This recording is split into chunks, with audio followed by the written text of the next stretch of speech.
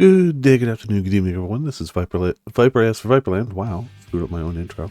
And I'm here. I got Commander decks. I got all four of them.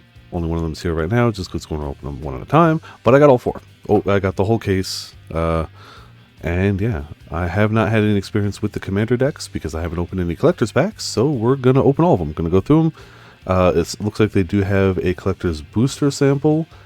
I honestly don't know what actually can come in those. I don't know if it is specifically limited or it could come with anything in a collector's booster. I don't know. So I'm going to just crack open the thing. I don't have sleeves ready for them yet, but they come with deck boxes, and I'm going to go to the card store. Probably they're closed tomorrow, so I'm going to go Monday and sleeve them all up. Because they will get sleeved. I'm not a monster. These weren't supposed to come in until Monday. They drastically updated the shipping. So I was going to be ready for it. We got the Searching for Friends title underneath the top. So I guess the sixth deck, I'm going in order, low to high. Also, hey, 7th and Ochi and Ramen. How y'all doing tonight? There you go, pull all that out. Come on. Come on, work with me here. Alright, doesn't want to pull out nicely, so we're going to pull out the deck box. Which I believe, yep, that's the deck box. Should just hop into 3D space. Come on. Please pop into 3D space. Okay, okay. I don't want to force it and snap something. There's definitely something glued down there. Which I don't know if it's supposed to be.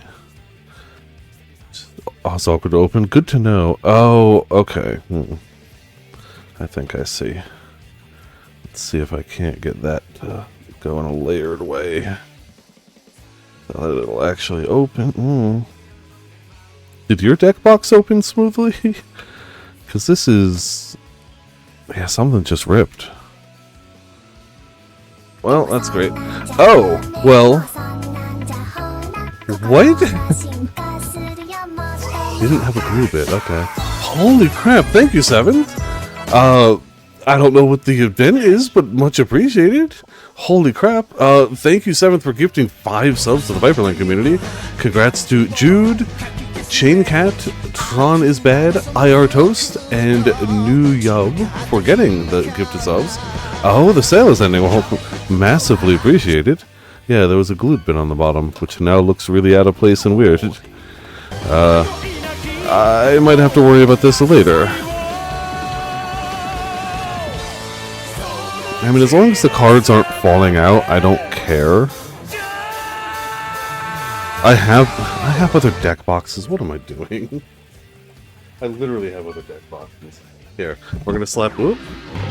We're gonna slap this one in my Aether Drift one. Cool. What do you mean rip that nice? Okay, whatever. You don't understand. So I'm gonna see if I can fix it for sure. Also, this is like slightly tilted or tapered, so it doesn't. Okay, there we go. There we go. Cool. The box is just gonna go away.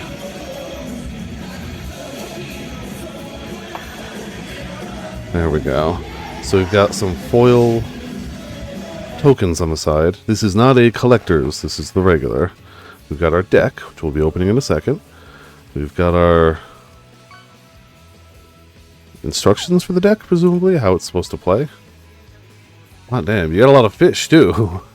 I didn't realize that would get you a fish for each one, but it makes sense. Yeah, so this is playing the deck and general commander rules. Okay. I will read through these before I actually play the decks, but I'm not going to read them through on camera right now. Yeah, I mean, it's cheaper because apparently it can't have the chocobo, but, you know, whatever.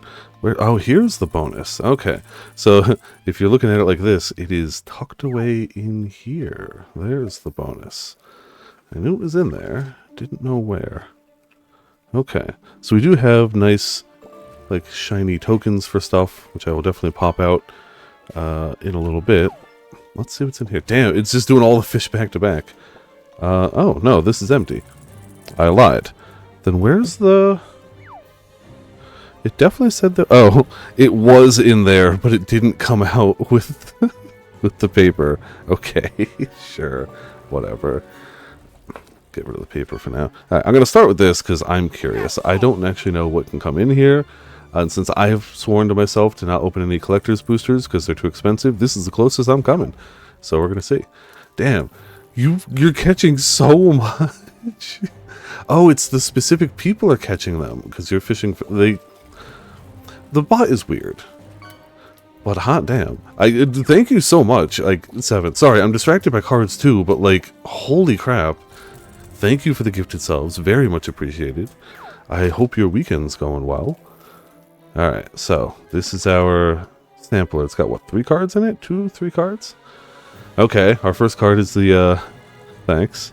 Hey, we got a protection magic, which is a card that'll be in the Final Fantasy X set, but this is a borderless version of it, so it's slightly different than what we'll be opening shortly.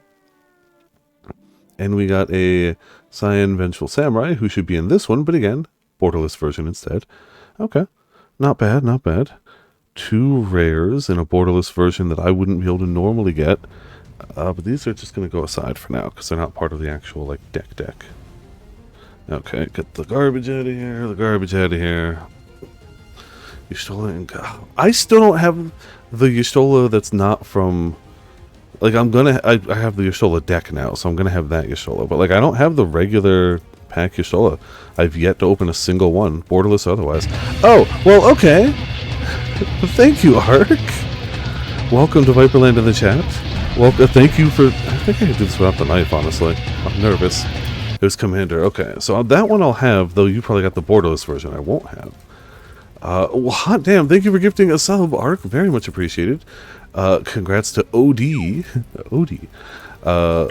What was it? 0815 for the gifted sub. This normal version. Oh, okay, gotcha. Gotcha. It's Polar. Okay, that's what I assumed. Alright, gonna move the knife aside. Well, okay. Thank you, Ramen, for summoning the train. Hot damn. Much appreciated. We just got fishing and music going. I haven't even gotten any cards yet, and we just got fishing and music. I'm gonna point it down a little bit for the deck. I just kind of had it up there for the more display. There we go. Alright, so we're just going to start top down. We're going to go through the decks low number to high number and just go as we go. So we start out with the commander of the deck, Terra, Herald of Hope. Congrats on your Wahoo, by the way. 3/3. Congrats on your vape. At the beginning of combat on your turn, mill 2 cards. Terra gains flying until the end of turn. When Terra deals combat damage to a player, you may pay 2. When you do, return target card with power 3 or less from your graveyard to the battlefield tapped. Okay, so you can mill some stuff, but you can also bring it back. Not bad. It seems the theme of this deck is oh, somebody's getting something bigger. It seems the point of this deck is to put stuff... What the hell is that? Candy Corridors. Alright, cool. To put stuff into the graveyard and then bring it back. That seems to be the overwhelming theme of the deck. I mean, it literally said it. It's Searching for Friends is the name of the deck. Celeste, Rune Knight. When Celeste enters, discard any number of cards, then draw that many cards plus 1. Whenever one or more of the creatures you control enter, if one or more of them entered from a graveyard or is cast from a graveyard, this creature gets 1... Oh no, put a 1/1 creature on each creature you control. Jeez. Okay. That pairs well, I would imagine. Here's Coin of Fate. I know Ochi got this one earlier. When this artifact enters, surveil 1 and 3 and tap, exile 2 creature cards from a graveyard. Sorry. I still have a cold going on. I'm still getting over it, so I apologize for the coughs. Sacrifice this artifact, and opponent chooses one of the exiled cards. You put that card in the bottom of your library and return the other to the battlefield tapped. You become the Monarch. I don't know what the Monarch means, but okay. You become the Monarch. There must be like a keyword that I'm just not familiar with. I do not know the entirety of Magic. Cyan, a Vengeful Samurai, who we have in borderless over on the left now. Legendary creature Human Samurai. Spell costs 1 less for each creature card in your graveyard. Double strike whenever one or more creature cards leave your graveyard. Put a 1/1 counter on Cyan. So yeah, a lot of stuff wants to get put in the graveyard, but then come back. Oh, I should be reading the flavor text too, shouldn't I? I didn't notice that these wouldn't say. This is, there will be no mercy for the Terra had none. Okay, they had big enough text boxes that they didn't have any. That's why. Gotcha. I don't know why I'm trying to keep it in order, because as soon as I sleeve this, the first thing I'm going to do is shuffle it for like 10 minutes. But, you know, whatever. General Leah Christoph. So, for the record, I haven't played 6. I wasn't going to get this deck it was just cheaper to buy all 4 of them than it was to pick. When General Leo Christoph enters, return up to 1 target creature card with mana value 3 or less from your graveyard to the battlefield. Then put 1 creature a counter on General Leo Christoph for each creature you control. You're a human being before you're a soldier. I know. And the worst part is the Pixel collection is on sale on PSN right now for $50. Espers to Magicite. Exile each opponent's graveyard. When you do, choose up to 1 target creature card exiled this way. Create a token that's a copy of that card, except it's an artifact that loses all of the creature types. Okay, I was about to say opponent. I was like, this deck doesn't seem to want to exile its own graveyard, but everyone else's. That's not bad. And then you get to make a token of one of the creatures, so you just get it. Okay, come to me, my Magicite pretty. Come and help me build the Magitech Empire of Kafka. No, thank you. I mean, they don't have a choice, but no thank you. Well, a lot of this will end up being land, but it should top most of the rares, at least. The Falcon Airship Restored. Flying, whenever the Falcon deals combat damage to a player, you may sack it. When you do, return target creature card from your graveyard to the battlefield. And for 5 mana, return this card from graveyard to the battlefield tapped. Yes, it's already feeding into the whole exiting graveyard engine, too. Interceptor Shadow's Hound. Menace. Assassins you control have menace. Whenever you attack with 1 or more legendary creatures, you may pay 2 mana. Or 3 mana, sorry. If you do, return this card from your graveyard to the battlefield tapped and attacking. Not bad, not bad. Immediately it would have the menace and be a problem. Rejoin the fight. Mill 3 cards, then starting with the next opponent in turn order, each opponent chooses a creature card in your graveyard that hasn't been chosen. Return each card chosen this way to the battlefield under your control. Oh, damn, make them pick their destroyer. Choose the form of your destroyer. I have to fight to protect the people I love and to make the world a safe place for new lives. Who started a hype train? 7th. Absolutely started the hype train. Ark kept it going, and then Ramen pooped it to the next level. I apparently got a chest. Alright, cool. Thank you for the emote. Choo-choo indeed. But also, hey, Potts, how's it going? Welcome to Viperland in the chat. Shadow, Mysterious Assassin. Death Touch and Throw. Whenever Shadow deals combat damage to a player, you may sack another non-land permanent. If you do, draw 2 cards, and each opponent loses life equal to the mana value of the sacrificed permanent. That could be disgusting, because some of the mana costs can be high. Siegfried, Famed Swordsman. So, there will definitely be a bunch of cards in this deck that are new cards, but there's also going to be a bunch of them that are older cards, like staples of Commander that just have new Final Fantasy art. We're still in the new card territory. Menace, when Siegfried enters, mill 3 cards, then put X1 counters on Siegfried, where X is twice the number of creature cards in your graveyard, which is probably a lot the way this deck is running. Recent rumors speak of an imposter that shows up and masquerades as Siegfried himself. Gao Feral Youth. Rage, whenever Gao attacks, put a 1/1 counter on it. Simple. So as soon as it attacks, 3/3, and then it just keeps getting bigger. At the beginning of each end step, if a card left your graveyard this turn, Gao deals damage equal to its power to each opponent. Okay. Whoa, I'm Gao, your friend. Thank you.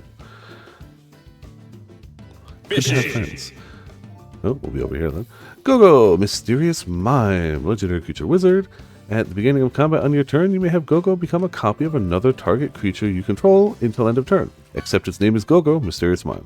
If you do, Go-Go and that creature each get 2/0 and gain haste until end of turn, and attack this turn available. Okay. Nifty, nifty. Go. Sabin, Master Monk, or Sabin? Sabin? Double Strike, Blitz. Discard a card. If you cast a spell for its Blitz cost, it gains haste. When this creature dies, draw a card. Sack it at the beginning of next end step. You may cast this card from your graveyard using Blitz ability. Sabin. Okay. Nifty, nifty. More stuff to interact with graveyard. I imagine everything's going to interact with graveyard. That's the theme, but, you know. Snort.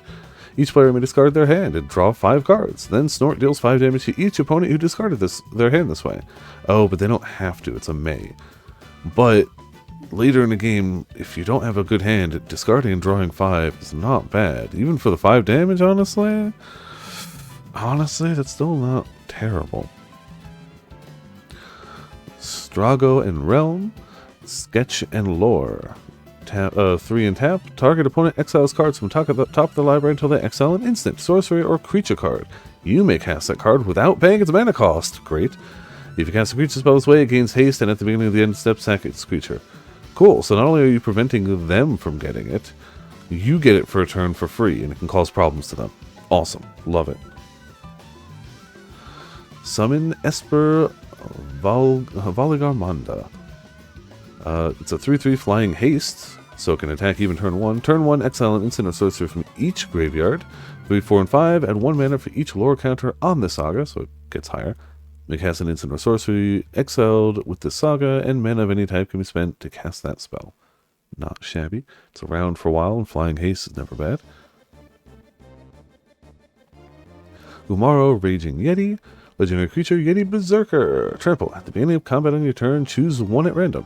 Other creatures you control get bigger and gain trample till end of turn. Discard your hand, then draw 4 cards, or deals 5 damage to any target. Randomly, I would assume most Magic players keep d6s on them, so I imagine you're just like 1, 2, 3, 4, 5, 6, and roll a d6. That would be my guess. But, you know, however you decide to randomly figure it out. Bannon the Returner's Leader. Pray, once during each of your turns, you may cast a creature spell from among cards in your graveyard that were put there from anywhere other than the battlefield this turn. So if you milled it or discarded. Whenever you attack, you may pay 1 and discard a card. If you do draw a card, or from itself, you're this world's last ray of light, our final hope. Again, this looks like a daunting stack, but like a third of this is going to be land. Edgar, Master Machinist. Once during each of your turns, you may cast an artifact spell from the graveyard. If you cast a spell this way, that artifact enters tapped.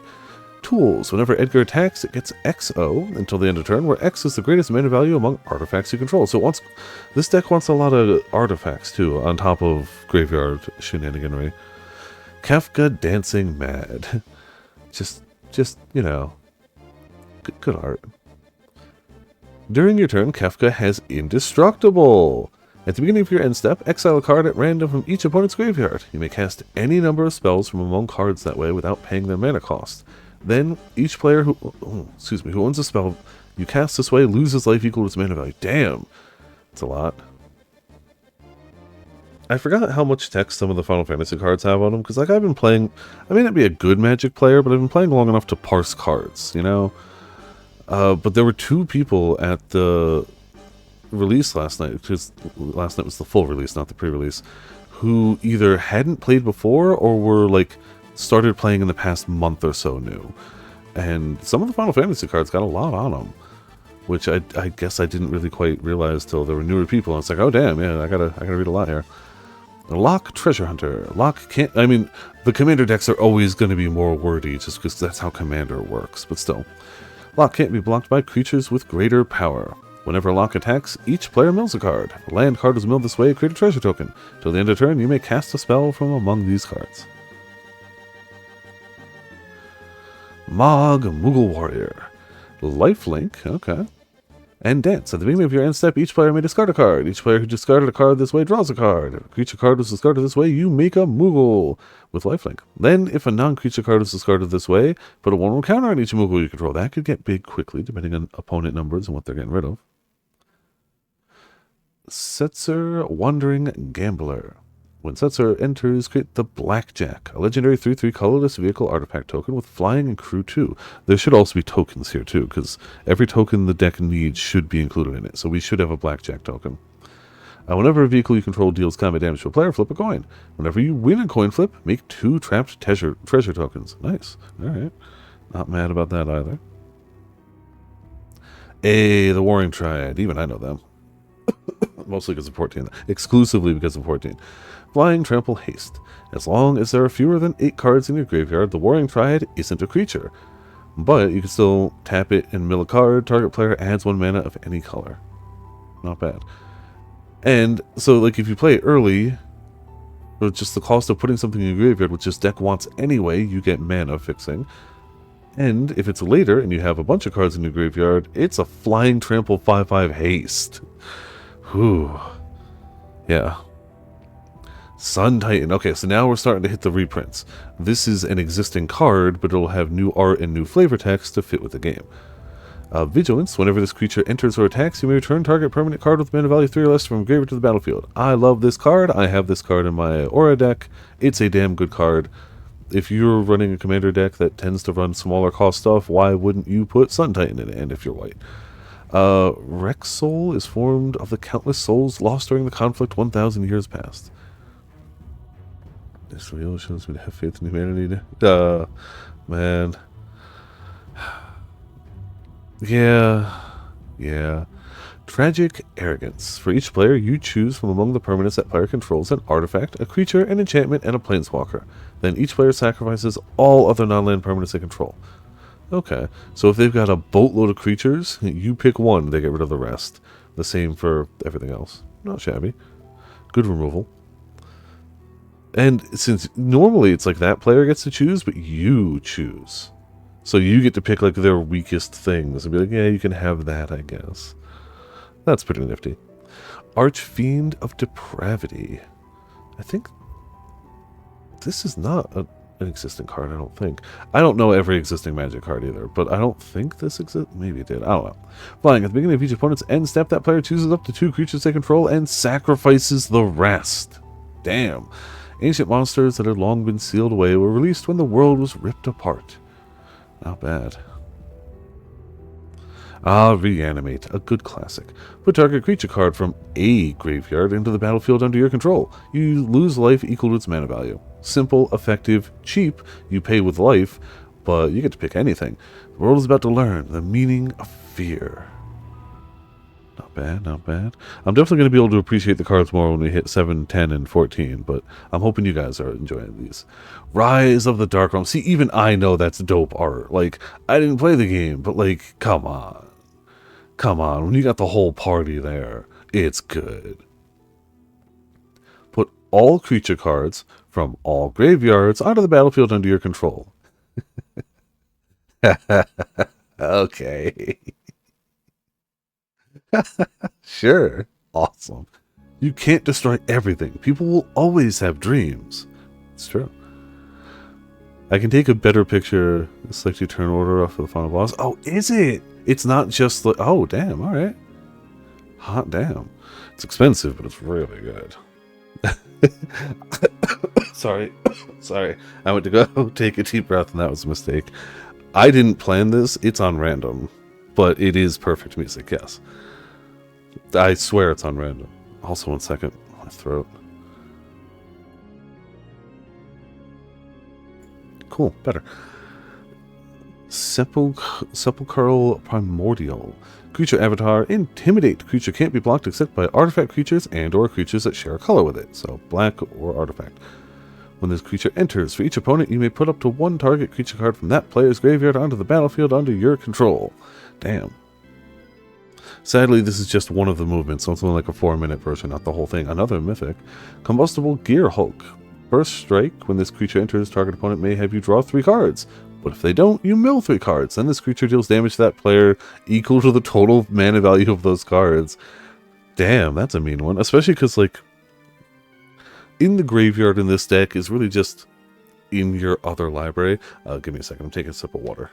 So... it's like, do I get the cards now and I don't punch you? Or do I have to do just a small amount of work to get the cards like next turn and I punch you? It's not really a choice, but you're giving them the choice anyway. Alright, back we go. Layer of the Hatebound. Undying, so when it dies, if it had no counters on it and no 1/1 counters, you return it to the battlefield and under its owner control with a 1/1 counter. So not only does it come back, it comes back bigger. Whenever this creature or another creature enters from your graveyard, it deals damage equal to its power to any target. It comes back bigger and punches. Damn. Alright. And so does everything else leaving the graveyard. Doomgaze can be on 1 square in that whole world. You gotta find him. Oh, jeez.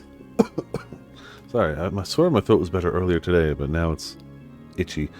Rune Grinder. Like, it doesn't hurt, I just keep having to cough.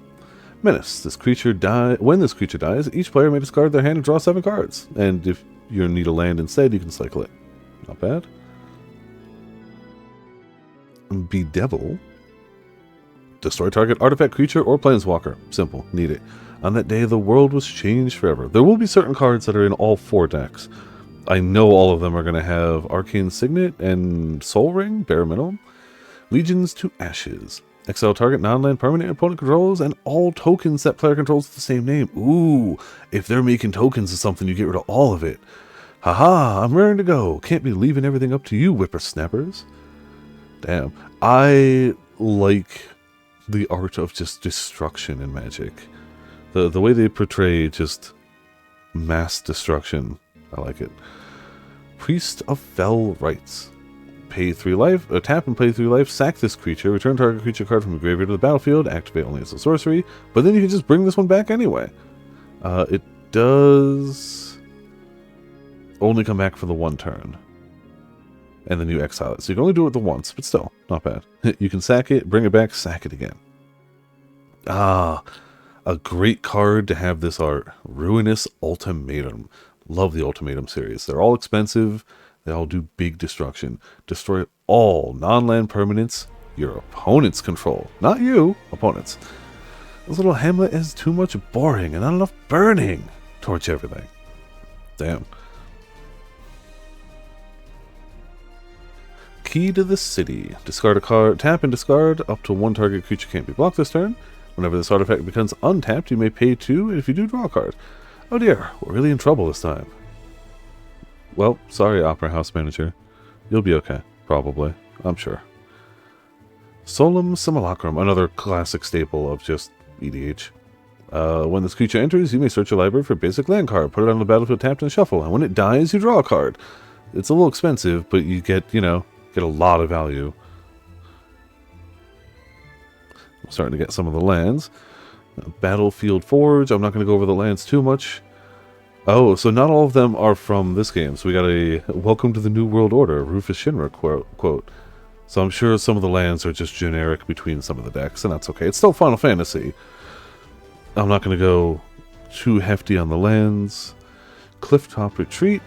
There's a lot of like enters tapped on less, or enters tapped and can do other stuff. Our mission is to survey a rundown reactor. Oh, more 7. Okay. We've got Desolate Mire. This one is a 6. It just taps to add 2. So you pay 1 and you add 2, so it can filter. To the south of here lies the Veldt. 'Tis a wild and dangerous land inhabited by all manner of ferocious beasts. Yeah, the lands, it's more about the art than anything, really, for me. Dragon Skull Summit. I have this card, but different art, obviously.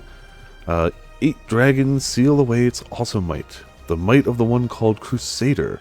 And when the 8 shall fall, the 1 again shall rise. Exotic Orchard. Simple enough. Add 1 mana of any color that an opponent controls could produce, which is interesting. So you hope your opponents share some sort of land colors with you. We've been expecting you, Lady Una. Welcome to Guado Salam. Which is funny, because there is a Guado Salam card in the main set. Field Hearth, colorless, but you can also filter. Nowhere to run, nowhere to hide, no escape for you. Ghosts on the Phantom Train. Damn, alright. Not something I'd expect to see quoted in flavor text. Foreboding Ruins. You can reveal Swamper Mountain. If you don't, this land gets tapped. They were storing an awful lot of flame rods in there. Yeah, they were.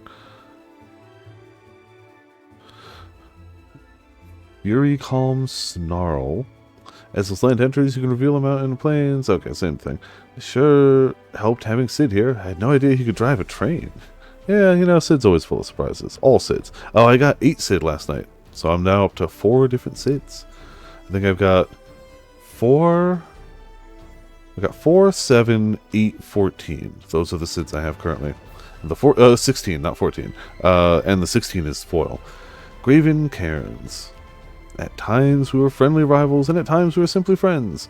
We'd always talk about our dreams, like which of us would be first to sail beyond the sky to the stars. High Market. You can sack a creature to gain a life. You're pretty impressive that a kid like me can run a business, don't you think? You should buy something to encourage me. Obviously, yeah. Gotta encourage trade. Isolated Chapel. This is the sealed gate. Beyond there is the Esper world. Not bad for an isolated chapel. Rugged Prairie. Corel sure has gone to pot. I used to be a famous coal mining town. Now, it's nothing but a miserable pit. Me and my bulldozer. Everything's out of work. Poor Corel resident. Shadowblood Ridge. The time has come for us to claim our rightful dominion over the world. Yeah, that definitely looks bad. Shine Shadow Snarl. It's another reveal or ends up tapped. Reports of bloody carnage have reached the Crystarium, and the guard is deployed in force to answer in Holminster's plea for aid. Aha. Well, we got some 14 lands, too. Makes sense. They'd be from the 4 commander decks. Smoldering Marsh. In order to reach the sealed gate and enter the land of Espers, one must brave a volcanic dungeon fraught with vile monsters. Isn't that always the way? Sulphurous Springs. Legendary treasure sleeps where the mountains form a star. Sun-Scorched Divide. Excuse me, sorry. You there, we're about to storm the castle. 2 of you will join the assault squad. Get moving. Damn Imperial soldiers, always bossing people around. I guess we have some cards that are in the regular set too, like Phoenix Down, which we've seen a bunch of times. I don't think there's anything different because it's got the regular set symbol, so I think it's the regular Phoenix Down. Which makes sense for the set, same with Laughing Mad. Of course. We're seeing dupe lands. Only, I mean, between the decks, yes. In the same deck, you can't unless it's a basic land. Commander is a singleton format. You can only have one of each named card, except basic lands. But between the sets, absolutely likely, yes. Laughing Mad had to be here, right? Like, you can't not. Angel of Ruins. Ooh, damn, I like that art. Flying, when this creature enters, exile 1 or 2 artifact creatures or enchantments. Not bad. You get a 5/7 flyer and get to get rid of some stuff other people got. Palace Jailer. When this creature enters, you become the Monarch. When this creature enters, exile target creature an opponent controls until an opponent becomes the Monarch. Okay, so that's something that Monarch needs. I think we all know who really deserves to be locked up in here. Morbid Opportunist. Whenever one or more other creatures die, draw a card. Only once per turn. Great people here. You can trust everything they say. Yeah, I'm sure. I'm sure any flavor text about trust on Morbid Opportunist is accurate. Night's Whisper. You draw 2 cards and lose 2 life. My love, you made me so happy. Thank you. Pitiless Plunderer. Whenever another creature you control dies, you make a treasure token. We're going to go into the castle through a secret cave that nobody else knows about. Of course, yeah. I mean, duh. How else you get in castles? What, front door? Psh, nah. Stitch Together. Return target creature card from your graveyard to your hand. But return the card from graveyard to the battlefield if 7 or more cards are in your graveyard. Depends on how many things are dead. Stitcher's Supplier. When this creature enters or dies, mill 3 cards, which definitely sets up for the other one. All those wounded by the Necromancer zombie stick are doomed to a fate of eternal undeath. Not good. Also, how much does a wound mean? Like, if you get a slight bruise, does that mean you're coming back? Does it have to actively kill you? Anger. Haste. As long as this card is in your graveyard and you control a mountain, all creatures you control have haste. So you kind of want it to die. Realms Inside. Big Score.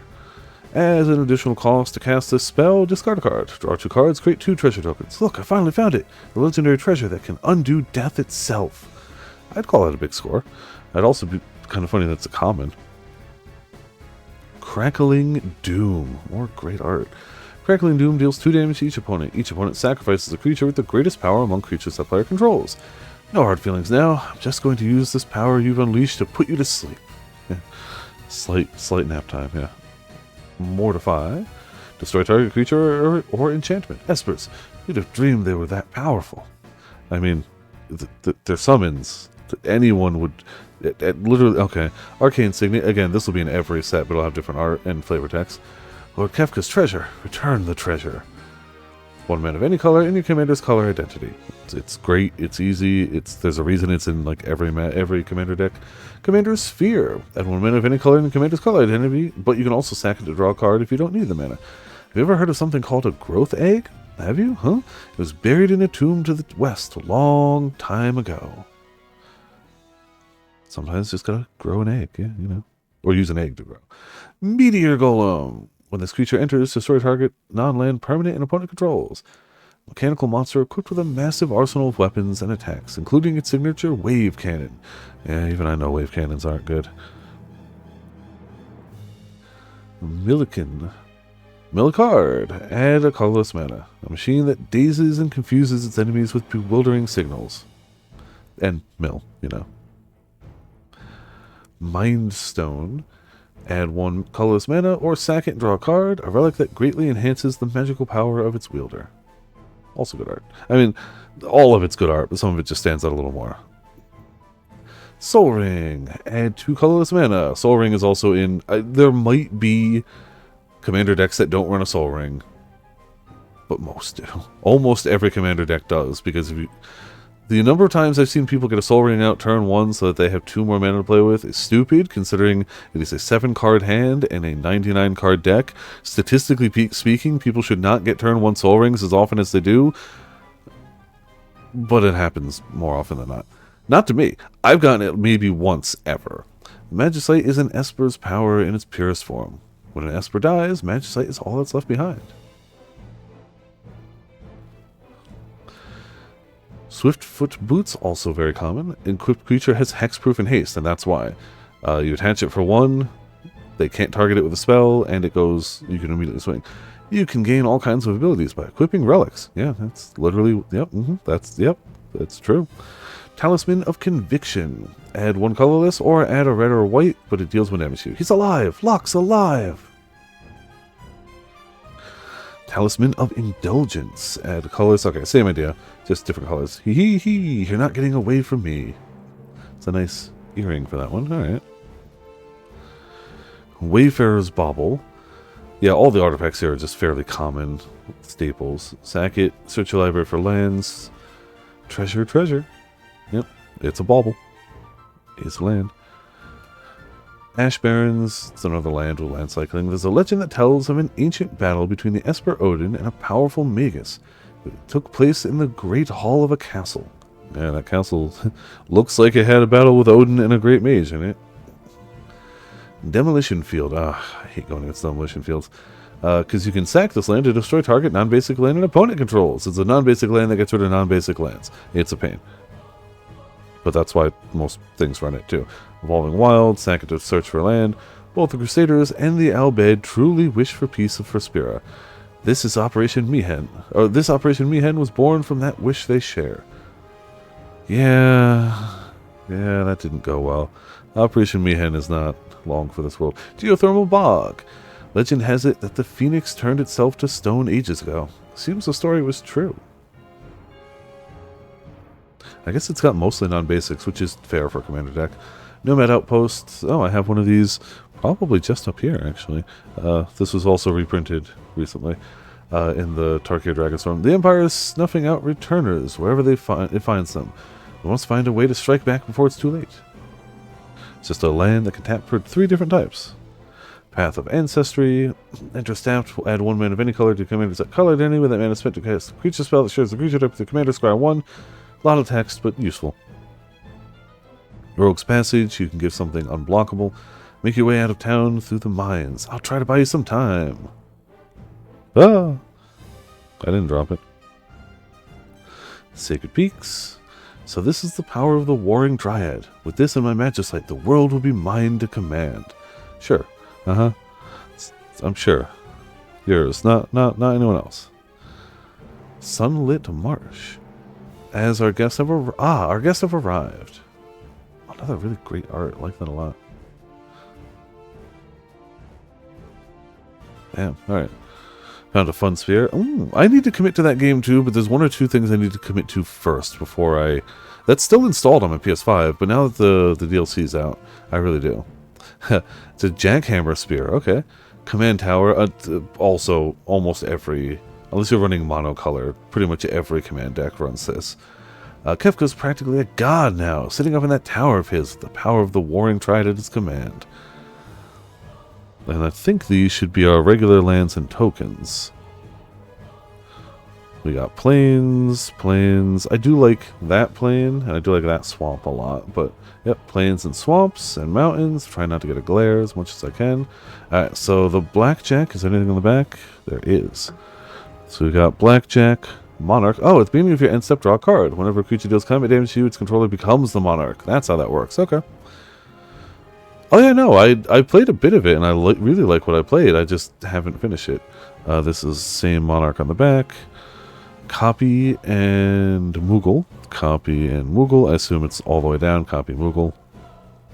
Copy Moogle. Treasure Moogle. Treasure Moogle. Treasure Moogle. Treasure Moogle. And then your phases. And popular Magic formats. Cool. Alright.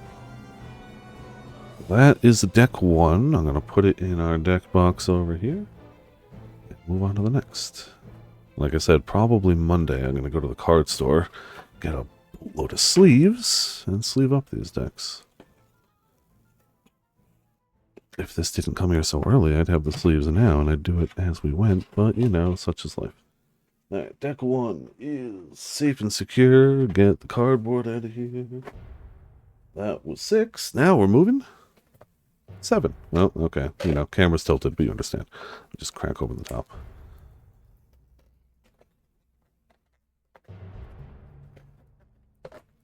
Maybe this deck box will work nicer with me. If not, I have other places to put them too. One thing I'm not running out of is card storage space. Thankfully. Okie dokie, pull the whole thing out. Got a little boom. There's our deck box. Boom. Let's see, it's this one. Yeah, see? Look. This one's not glued, so you can just do this. Fishy. That other one was... It wasn't my fault the other one didn't work. Okay? I was about to say, I thought they just... Yeah, it just works. It just pops into place like it's supposed to. The other one just was glued at the bottom, and it wasn't supposed to be. Cool. I'm not stupid. Okay, you know what? You're right. I wasn't prepared for it to be glued at the bottom. How could I be, Illidan? Shut up. Stupid Illidan Stormrage. I still think I can fix it, but I need more hand space to do it. Alright, this should be actually in there. Look at that. Perfect. It's not a skill issue that they glued it wrong in the factory. I refuse to concede that that's a skill issue. I refuse. I will not. That is absolutely not a skill issue. And if it is a skill issue, it's a skill issue on the side of the people who made the deck box. Not on mine.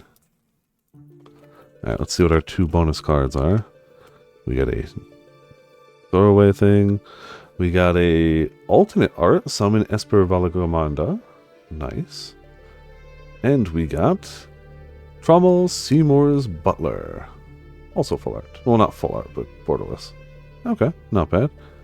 Looks like it's mostly just borderless and or alternate art versions of what's already in here. Don't know if they can even be foil. I don't know. I haven't looked it up. Just salty? Yeah, sure, okay. Yeah, a thing that should just work the way it normally works and didn't work is the fault of the person who purchased it for money, not the fault of the people who produced it wrong at the factory making the product. Why is this not going to open? Come on. This might be a skill issue. This, I will concede, might be me just being bad at opening plastic. Fine. This, especially because, like, I did the last one right. I just don't want to nick the tops of the cards. Alright, get the plastic out of here. Alright, moving on to 7. Get the knife to the side, don't need that anymore. Well, for this deck. And got ourselves a nice deck.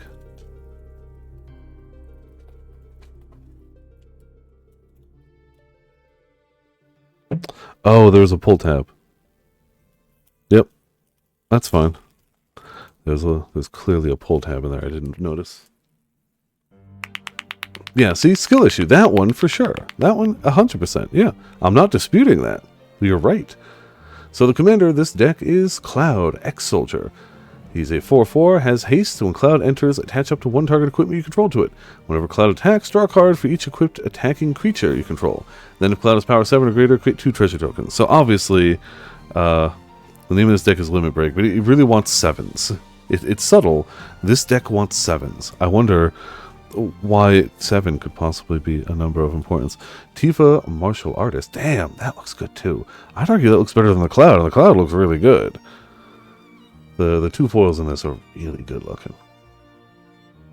Melee, whenever this creature attacks, it gets 1/1 until end of turn for each opponent you attacked this combat. Whenever one or more creatures you control with power 7 or greater deal combat damage to a player, untap all creatures you control. If it's the first combat phase of your turn, there's an additional combat phase. That's disgusting! Love it. Absolutely love it. Wait, why am I not... whatever, I don't care. I'm gonna shuffle them as soon as...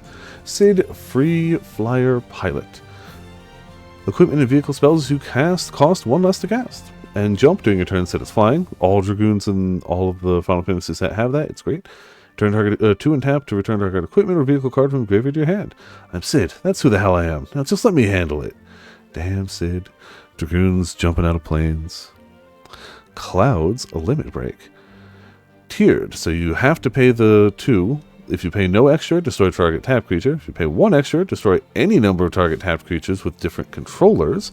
And if you want to go full Omni Slash and pay 4 extra, destroy all tapped creatures. Good, cool, awesome. Oh hey, Elena, Turk Recruit. When Elena enters, return target non-assassin historic card from your graveyard to your hand. Artifacts, legendaries, and sagas are historic. So, can't bring back an assassin, and it has to be a legendary or saga, but still, or an artifact. Whenever you cast a historic spell, put a 1/1 counter on Elena. Looks like talking alone won't cut it. You're going to have to feel some pain. Heidegger, Shinra Executive, legendary creature human soldier. At the beginning of your combat in your turn, target creature you control gets XO until end of turn, where X is the number of soldiers you control. Makes sense. He would definitely want more soldiers. At the beginning of your end step, create a number of 1/1 white soldier creature tokens equal to the number of opponents who control more creatures than you. Damn. That sounds really good, and it is. Especially considering how quick people can get out creatures, but they won't have more creatures for long at that rate, it sounds like. Heliotrooper. Flying this creature, whenever this creature attacks, another target attacking creature gains flying until end of turn. Cool, boost something else. Equip abilities you activate that target this creature costs 2 less to activate, and it picks up equipment easier. Not bad. Soldier Military Program. It's an enchantment. At the beginning of combat on your turn, choose 1. If you control a commander, you may choose both. You can either make a 1/1 white creature token that's a soldier, or put a 1/1 counter on each of up to 2 soldiers you control. Nifty. Ultimate Magic Holy. Permanents you control gain indestructible at the end of turn. If the spell was cast from exile, prevent all damage that would be dealt to you this turn. Okay, so during your turn you can pay 2 and exile this card from your hand face down, and then pay it for its foretell cost later. So you basically... you have to prepare ahead of time for the foretell cost, but either way, indestructible to end of turn is nice, but preventing damage to your face is also good. Avalanche of Sector 7. Menace, so you need 2 people to block. Avalanche of Sector 7's power is equal to the number of artifacts your opponents control. Interesting. Whenever an opponent activates an ability of an artifact they control, Avalanche of Sector 7 deals 1 damage to that player. Cool. You use on artifacts? Bad call. Do you know who uses artifacts in Commander? Everyone, because they're mana rocks. And not just mana rocks, there's definitely artifact-only decks. Kate Sith Fortune Teller. Lucky Slots. At the beginning of combat on your turn, scry 1 and exile a top card of your library. You may play that card this turn. When you exile a card this way, target creature you control gets XO until end of turn, where X is that card's mana value. I'm friend to one and all, thanks to my crystal ball. You know, sometimes fortune tellers have all the luck. Got Summon Kujata. Tend to forget that's a summon in 7. It's a 7/5 trample haste. Turn 1, creature deals 2 damage to each of up to 2 target creatures. Turn 2, up to 3 target creatures can't block this turn. And turn 3, discard a card, then draw 2 cards. When you discard a card this way, this creature deals damage equal to that card's mana value to each opponent. Damn. Oh hey, Ultimate Magic Meteor. Ultimate Magic Meteor deals 7 damage to each creature. If this spell was cast from exile, for each opponent, choose an artifact or land that player controls and destroy that too. Cool. What do we got over here? Click, click. Dope art, yeah. Very nice. I'll have to take a better look at it later, but very nice. Oh, hey. Vincent, Vengeful Atoner. Menace, whenever one or more creatures you control deal combat damage to a player, put a 1/1 counter on Vincent. And whenever Vincent kills combat damage to an opponent, it deals that much damage to each other opponent, if Vincent's power is 7 or greater. Wow, you can just cleave your opponents with them. And if it's 7 or greater, it's gonna be noteworthy to hit with it. Yuffie, Materia Hunter. I like that Yuffie art. That's cute. Ninjutsu, as she should. So, return an unblocked attacker you control to hand. Put this card into the battlefield from your hand, tapped and attacking. Well, she did fight him underwater. Oh, that's fair. And it's like Yuffie, and it's like, no, the art. The link was really cool, Lagiacrus art. When Yuffie enters, gain control of target non-creature artifact for as long as you control Yuffie. Then you may attach an equipment you control to Yuffie. Damn, alright. Damn. Hey, Bergenhagen gets a card. Wise Elder. Reach. At the beginning of your upkeep, if you control a creature with power 7 or greater, draw a card. And he's a mana. I've been thinking if there was anything we could do to help a planet already in misery. Lifestream's Blessing. Damn, okay. Draw X card, where X is the greatest power among creatures you control as you cast the spell. If the spell is cast from exile, you gain twice X life. Jeez. Okay, so game wants you to plan ahead. Oh, this deck wants you to plan ahead. Oh, hey, everyone's favorite, definitely sane, not evil scientist, Professor Hojo. The first activated ability you activate during your turn that targets a creature you control costs less. Whenever one or more creatures you control become the target of an activated ability, draw a card. This ability triggers only once each turn. Fair. Summoning Materia. Nice. You may look at the top card of your library at any time. As long as this equipment is attached to a creature, you may cast creature spells from the top of your library. Equipped creature gets 2/2 and has vigilance and can tap for green mana. So you can attack with it and then be like, I want the mana. Not bad. Equip costs 2 as well. Aerith, Last Ancient. More good art. Lifelink and Raise. At the beginning of your end step, if you gained life this turn, return target creature card from your graveyard to your hand. If you gained 7 or more life this turn, return that card to the battlefield instead. Right here, right now, I needed to know I did everything I could. Barret Avalanche Leader. Reach and Avalanche. Whenever an equipment you control enters, make a 2/2 red rebel creature token. Being in combat on your turn, attach up to 1 target equipment you control to target rebel you control. And of course, he's a rebel himself. Red 13, Proud Warrior. Vigilance and Trample. Other modified creatures you control have Vigilance and Trample. Equipment, auras you control, encounters or modifications. When Red 13 enters, return target aura or equipment card from your graveyard to your hand. Okay. I like that he gets to spread his stuff around. Ooh, Sephiroth Fallen Hero. Bad there either. Genova Cells. Whenever Sephiroth attacks, you may put a cell counter on target creature. Until end of turn, each modified creature you control has base power and toughness 7/5. Oh, so he makes Sephiroth clones. Equipment aura you control encounters. The Reunion. For 3 and sack a modified creature, return this card from your graveyard to the battlefield tapped. Damn, as long as you got stuff with counters on it, you can't get rid of Sephiroth. Alright. Conformer's Shuriken. Equipped creature has whenever this creature attacks, tap target creature defending player controls. If that creature has greater power than this creature, put a number of 1/1 counters on this creature equal to the difference. Ooh, damn. Alright.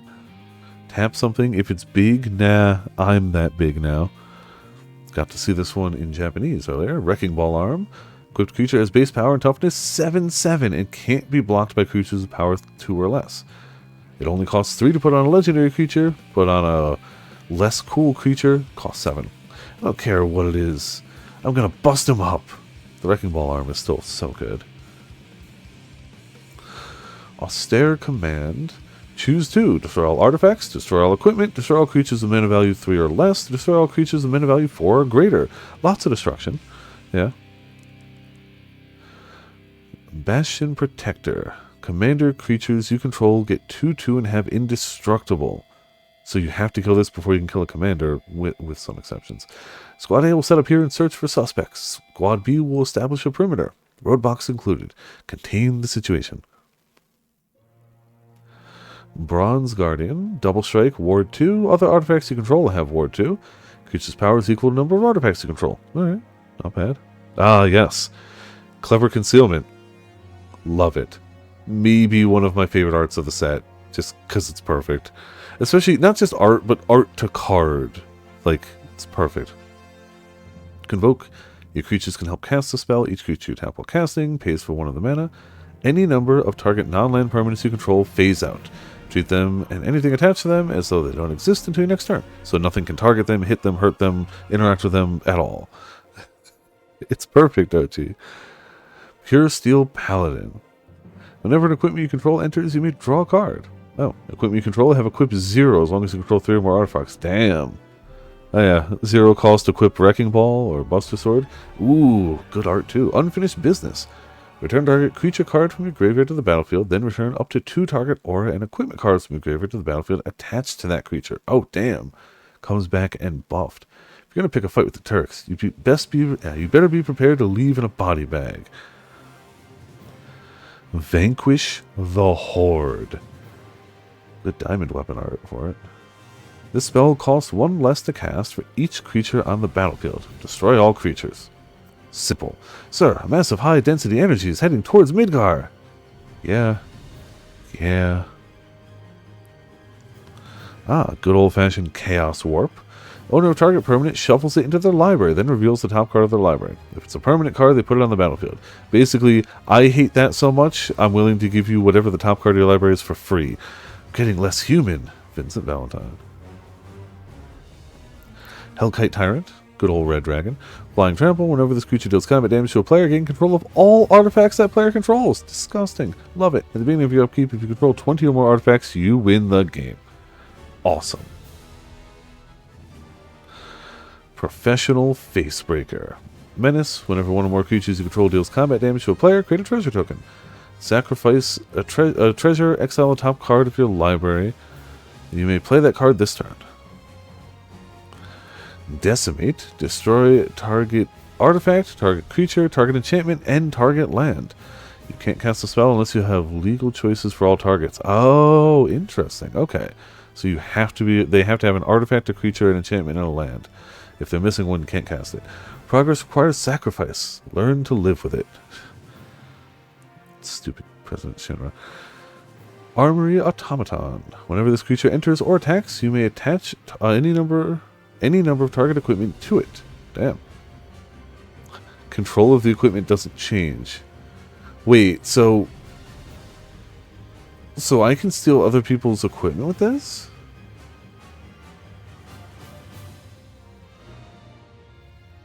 But they could pay to unequip it. But then I could attack and equip it again. They don't call these things sweepers for nothing. They can wipe out a whole squad in seconds. That sounds really strong? It is rare in a commander deck.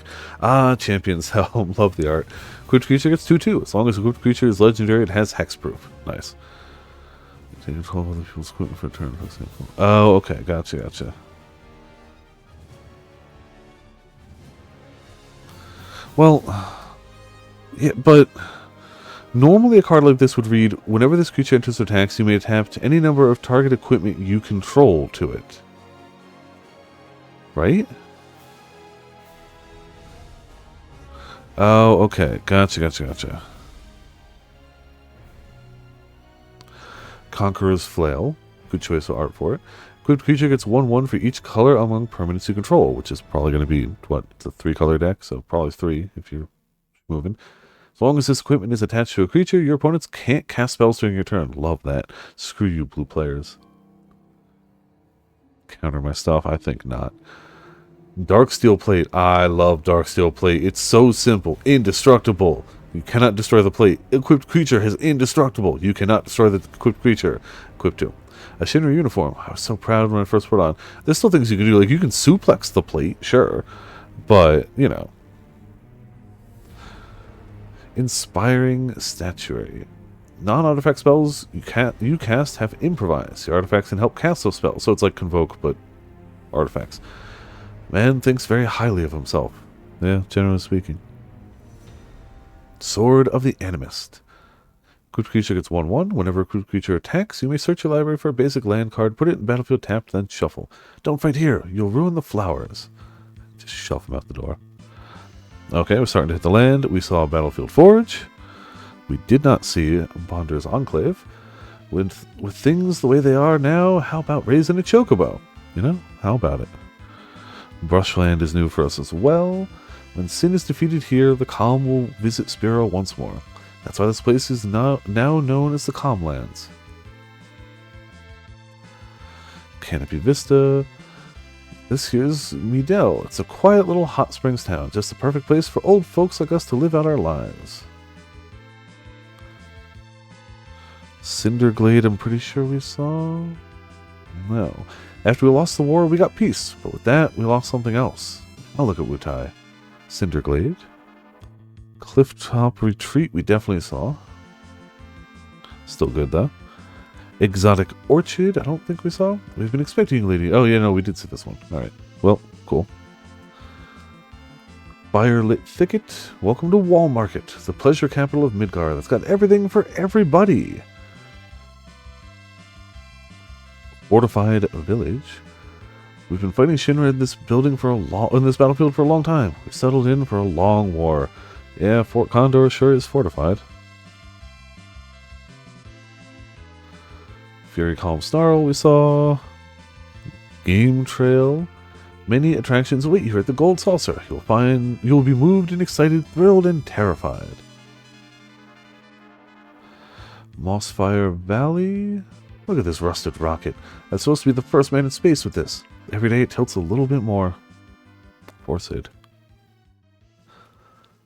Rootbound Crag. Did Sephiroth do this? I'm so glad that flavor text made it on a card. I mean, it had to be this hard, but like, I'm so glad this ended up a card. It's a shame it's Commander only, but I'm still happy. I mean, that's why I had to get all 4 Commander decks. Now I have one of each card. Rugged Prairie. Saw that one. Scavenger Grounds. The Burn. Once a verdant region teeming with flora and fauna. Repeated summoning saw it bled of aether and reduced to a barren desert. It's really cool art of the Burn. I love the angle of like the worm skeleton. It's really good. Slayer's Stronghold. Today the #1 reactor was bombed. The terrorist group Avalanche has claimed responsibility for the bombing. Yeah, they did. Spire of Industry. I mean, that just makes sense. A shining monument to corporate greed. One of these days I'm going to tear it down and burn the rubble. Pay 1 life, add the mana of any color, activate only if you control an artifact. Sunlit Prairie. Thinking of crossing the marshes? It'll probably be safer for you to get a Chocobo. Agreed. Sunpetal Grove. I wish I could live in a place like this. Peaceful. Living with a smile on my face every day. I forget the name of that area, but I know exactly where it is. It's like the rest stop you make along the Miehen High Road, but I don't remember the name. I think the stop had a name. Still, awesome. Sun-Scorched Divide, we saw on the first deck. Good old Zac Fair. Poor old Zac Fair. Zac Fair enters with a 1/1 counter on it, and you can sack Zac Fair. Targeted creature gains indestructible until end of turn, and you put all of Zac Fair's counters and attach an equipment that was on them to that creature. It's in the regular set, still awesome. Barrett from the regular set, seen him. Dispatch. Tap target creature, but if you control 3 or more artifacts, exile that creature. Ooh, I like the art. Ooh, I really like that. I'll take the chopper. The bikes are all yours. The bikes are all yours, Cloud. Really like that art. That's good. Secret Rendezvous. So this is the one that's guaranteed in this set. You can only get the other alternates of this from Collector's Boosters. So this is the only one I'm going to end up with, because the others are going to be stupid expensive. But it's okay, I got the canon one, so it's fine. You and target opponent each draw 3 cards. Okay, going to go ahead and say it. I like that they made one for each. But Tifa's the canon one. Furious Rays. It's not Cannon Viper. I disagree strongly. At the beginning of your end step, if you control a creature with power 4 or greater, exile the top card of your library. You may play that card until you exile another card with this enchantment. You guys are worthless, but my proud creation is a sure thing. Cannon is Barret. I've never actually gone out of my way to try to get the Barret one, and I should. I absolutely should. Vandal Blast. Destroy target artifact you don't control. Yep, that's Overload. You may cast a spell for its overload cost. If you do, change the target to each. Damage is part of the job. Don't worry about me. This is good art for Cultivate, too. Cultivate's another just classic. I have this in so many decks. Search your library for up to 2 basic land cards, reveal them, put one on the battlefield tapped, other in your hand, then shuffle. They say you can't grow grass and flowers in Midgard, but for some reason the flowers have no trouble blooming here. It's a great Cultivate art. Harmonize. Draw 3 cards. Only the ancients, only Aerith can save us from Meteor. Nature's Lore. Search your library for Force card. Put that into the battlefield, then shuffle. The spirits that return to the planet merge with one another and roam the planet. They roam, converge, and divide, becoming a swell called the Lifestream. Rampant Growth, another staple of any green deck. Search your library for basic land card. Put that into the battlefield tab, then shuffle. It's up to the planet to decide what is best for the planet. What is bad for the planet. All that is bad will disappear. Behemoth Sledge. Equipped creature gets 2/2 and has trample and lifelink. Crudely reinforced baseball bat. Designed to beat the living tar out of anything and everything. Yeah. Sometimes that's all you need. That's the arcane signet of this deck. To put it simply, the knowledge of the ancients is sealed within each orb. That knowledge not only connects us to the planet, it allows us to tap into our power. So Materia is the arcane signet here.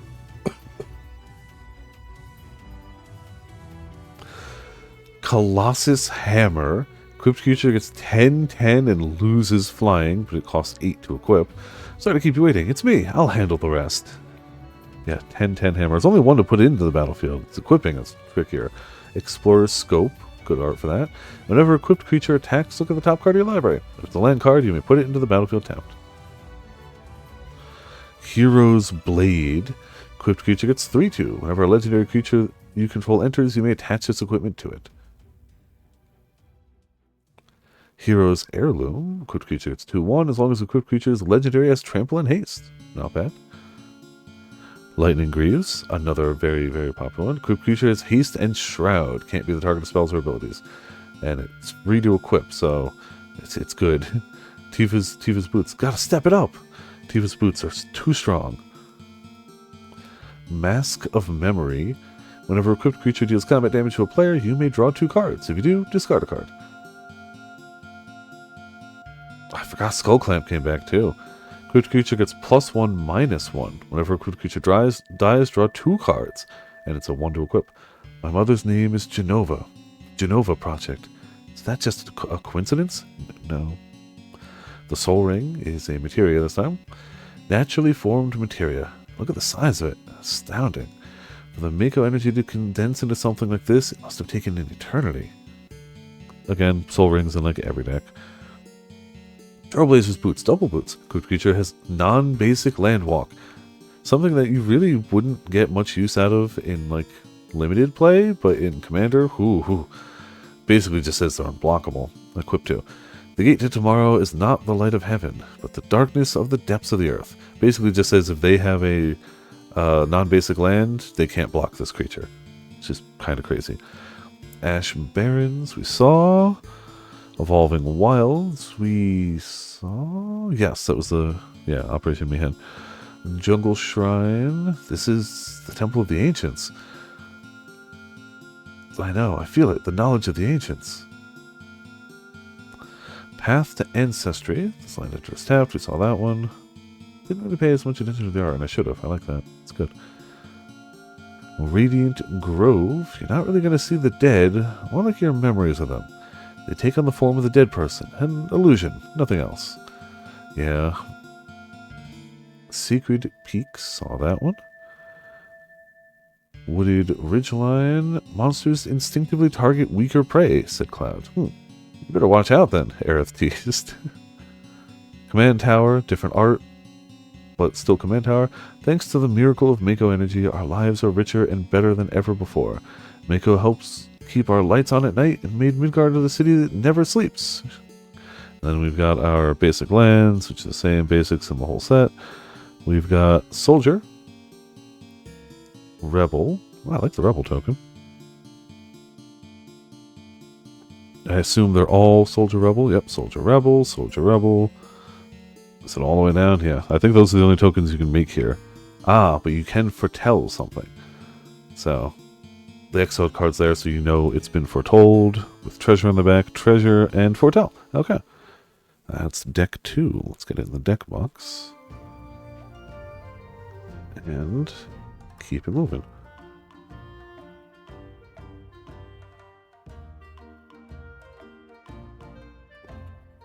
The deck box still wants to tilt, so let me just get it squared up. Come on. There we go. I think it's designed so it'll fit it when it's sleeved too, which is good because I'm going to do that. But for the moment, deck box closed, cloud, good to go. Alright, let's get the cardboard off to the left. And let's get Titus, the commander deck. What's this one called? Counter Blitz. There you go. Add counters, pass them around. They give you a little, here's what the deck does, which is nifty, because like if you don't go in knowing, and if you don't read the entire card and be like, oh, I know exactly the game plan, it's good to give like newer players that idea of like, oh, here's what this deck's going to do. It's not that Final Fantasy matters too much because people are absolutely just going to buy the characters they like, or all of them. Put cards in this binder. Not sure if I have enough. Oh, absolutely, probably not. Yeah. My binder that I'm putting mine into, I know I'm trying to get 500 total cards, and that's not including the commander ones. So, but as somebody who sells cards, I have a lot of sleeves. That hasn't currently been a problem for me. I hope you, I mean, at least get your like foils and good stuff. You can always leave some of the stuff aside for the moment. Yeah, the camera's not perfectly aligned for that, but that's okay. We're going to pull out the deck. This time we'll use the pull tab like a smart person. This is not glued to the bottom, so we can do it. We've got our little, how the deck works, and we've got our envelope with some cards inside. Gonna put that aside, don't need it. Yeah, it's crazy how quick sleeves can go, honestly. Crack this first, see what our 2 bonus cards be. Maybe not on that end. Okay, you gonna cooperate here? I don't wanna... There you go. I don't want to use much force because it's only 3 cards. It's very easy to, like, bend fewer cards.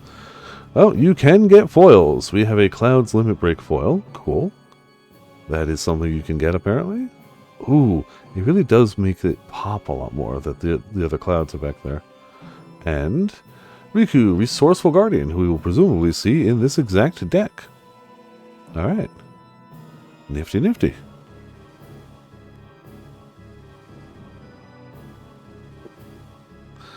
Alright, where's the pull tab on this?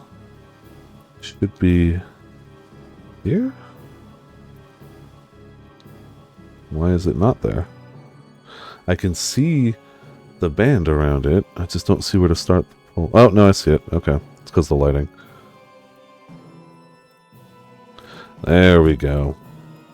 Yeah, crazy. That was a lot easier. Who would have thought? Easy peasy. And just so it's ready when this is all open, get the deck box folded out. Look at that. See, it snaps into place. It's perfect. It works like it should. Alright, so that means we also don't need the knife anymore. I can actually go fully away. Let's go. Titus Yuna's Guardian. There's actually a second card there. There we go. At the beginning of combat on your turn, you may move a counter from target creature you control onto a second target creature you control. And whenever one or more counters you control, or creatures you control with counters on them deal combat damage to a player, you may draw a card and proliferate. Proliferate is you can add 1 to any counter on any target. Any target you choose, as many as you choose. Do this only once each turn. Damn. proliferate makes a lot of sense, but they look kind of bended, do they? I don't know. I would disagree. Does the deck look bended? I mean, foils are always going to have a smidge of a bend to it. Yuna's got a little bend here.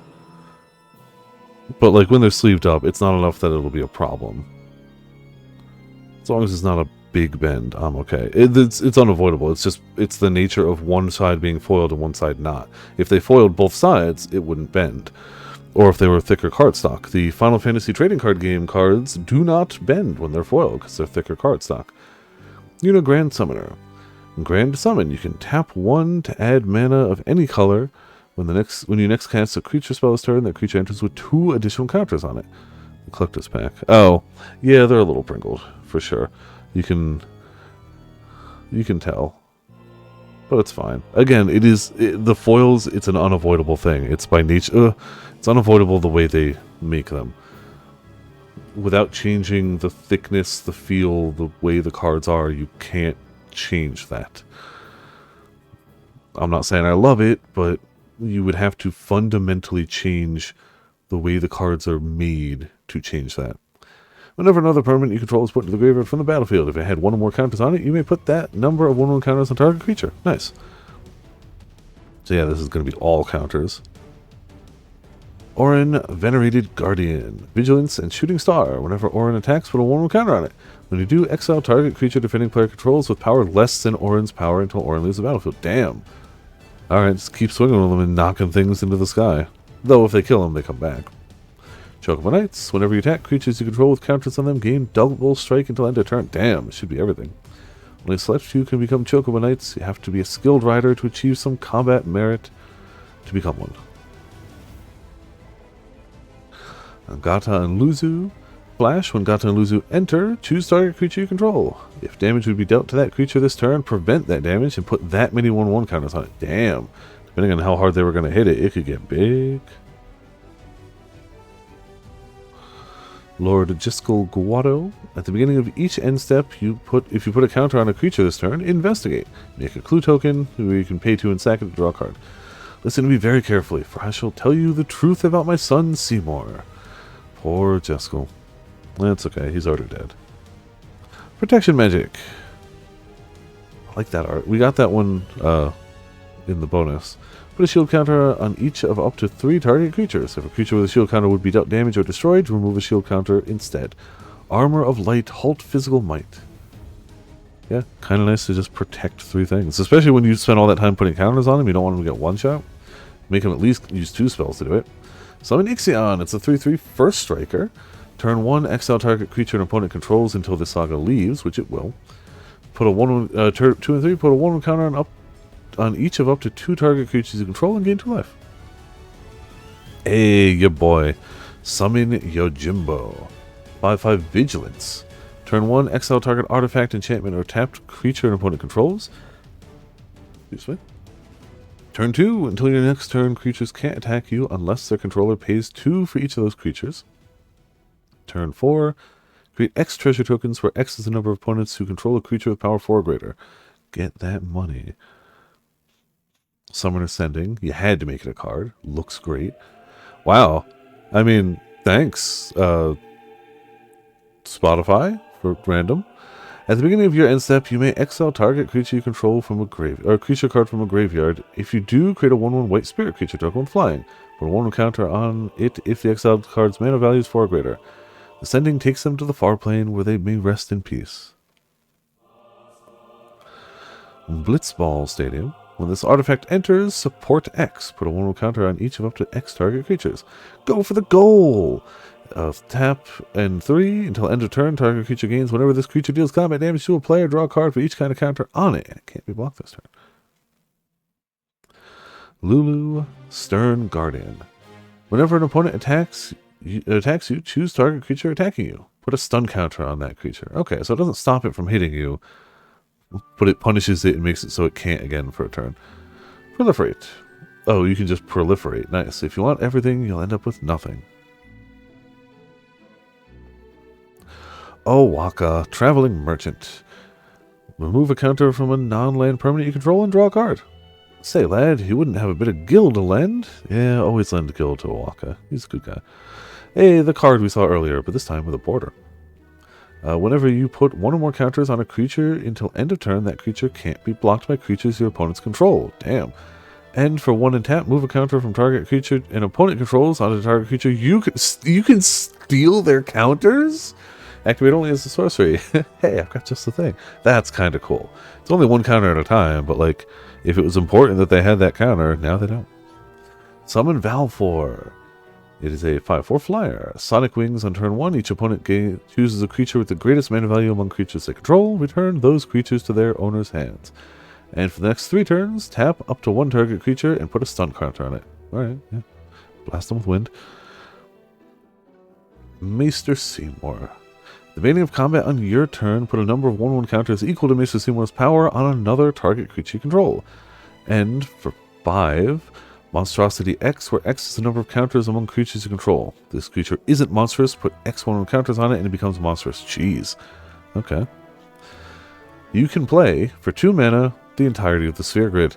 Whenever a creature you control deals combat damage to a player, put a 1/1 counter on that creature. And you can unlock ability. Creatures you control with 1/1 counters on them have Reach and Trample. To activate nodes, you must use spheres. I never would have figured that out. Thank you. Summon the Magus Sisters. It's a 5/5 with haste, and for 3 turns, choose 1 at random.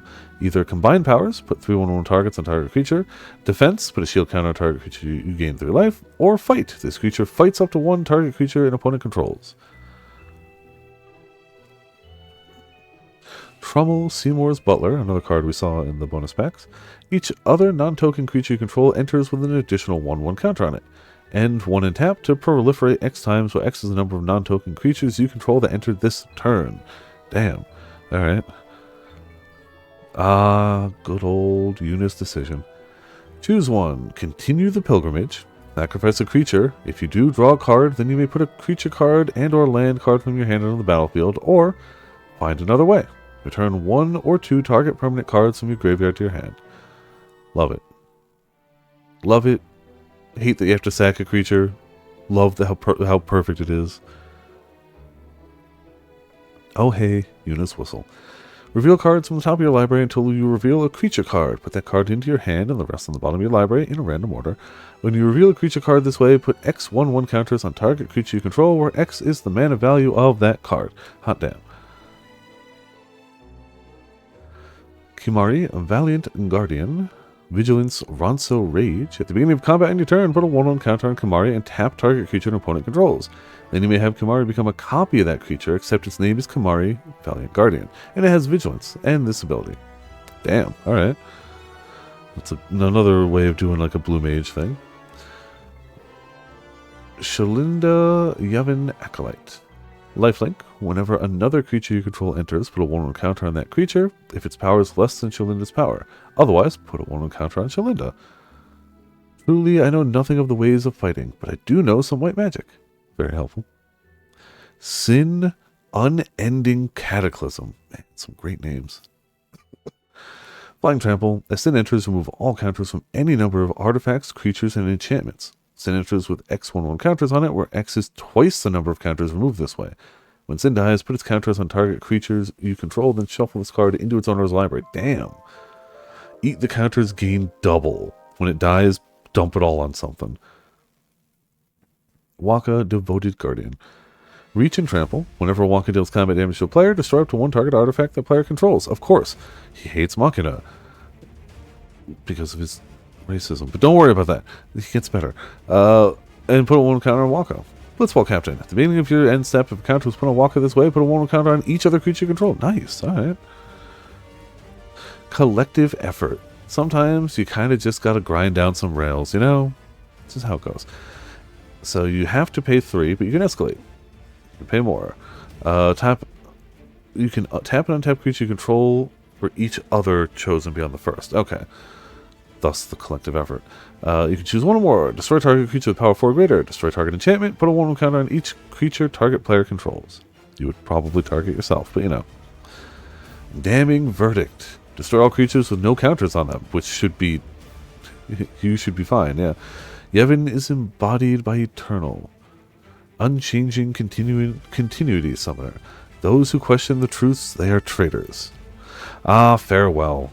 One of the stronger removal spells in Commander. I have a Doctor Who version of this too. Stay with me until the end, please. Choose one or more. Exile all artifacts. Exile all creatures. Exile all enchantments. Exile all graveyards. You can choose as many of them as you want. You can get rid of everything. It's insane. Yeah, sure, it could hurt you too, but if somebody just blew up your stuff, farewell. Luminous Broodmoth.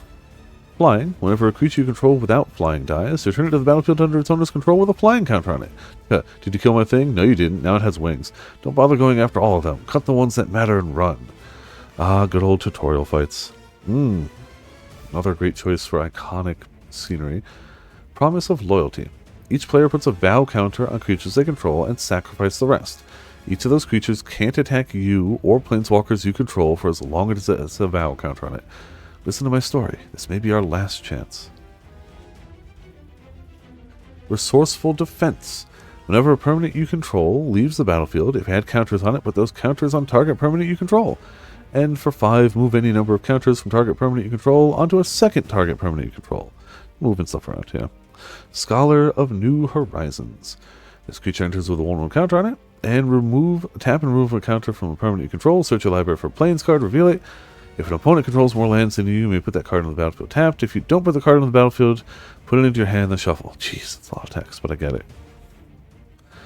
Ooh, Sunscorched Region, like the art.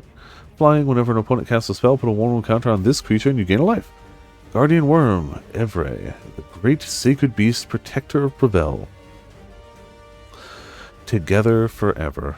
When this enchantment enters, support 2. Put a 1/1 counter on each of up to 2 target creatures. And 1, choose target creature with a counter on it. When that creature dies this turn, return that card to its owner's hand. Love the art, goes without saying. Chasm Skulker. Whenever you draw a card, put a 1/1 counter on this creature. When this creature dies, create X 1/1 blue squid creature tokens with Island Walk, where X is the number of counters on this creature. Makes sense. Inexorable Tide. That was a Phyrexian spell, right? Whenever you cast a spell, proliferate. Yup. When Sin attacked Xenarkin that day, I woke up in Spira. Yeah, that's a strong one for that many counters. Pull from Tomorrow. Ooh, really like that art. Draw X cards and discard a card. He knew there was no way back home. Back to Xenarkin. Bane of Progress. Yeah, that guy can be a pain. Whenever this creature enters, destroy all artifacts and enchantments. Put a 1/1 counter on this creature for each permanent destroyed that way. Sin always returns for its spawn. Fight Rigging? No, we would never. Hideaway 5. When this enchantment enters, you can look at the top 5 cards, put one under this. Beginning of combat in turn, put a 1/1 counter on target creature control. Then if you control a creature with power 7 or greater, you may play the exiled card for free. Nifty. Forgotten Ancient. Whenever a player casts a spell, you may put a 1/1 counter on this creature. At the beginning of your upkeep, you may move any number of 1/1 counters from this creature onto other creatures. Find your place on the far plane. Leave Spirit of the Living. Generous Patron. I don't know where Genesis came from. We're not even in the 7/1. When this creature enters, support 2. Whenever you put 1 or more counters on a creature you don't control, draw a card. Oh. Why would you want to... I mean, I guess if you need a card draw. Look at the crowd, folks. Gyre Sage. Evolve. Whenever a creature you control enters, if that creature has greater power or toughness than this creature, put a 1/1 counter on this creature. Add green mana for each 1/1 counter on this creature when you tap it. Nifty. Hardened Scales. If 1 or more 1/1 counters would be put on a creature you control, that many +1 1/1 counters are on it instead. Damn. Alright. When it starts, I won't be myself anymore. I won't be able to hold myself back. I imagine Doubling Season would be very nice on this deck. I sold mine, but it would probably be really nice. Incubation Druid. Add 1 mana of any type that a land you control could produce. If this creature has a 1/1 counter on it, add 3 mana of that type instead. And for 5, adapt 3. If it has no counters on it, put 3 counters on it. Path of Discovery. Whenever a creature you control enters, it explores. Rampant Rejuvenator. Alright, excuse me. This creature enters with 2 1/1 counters on it.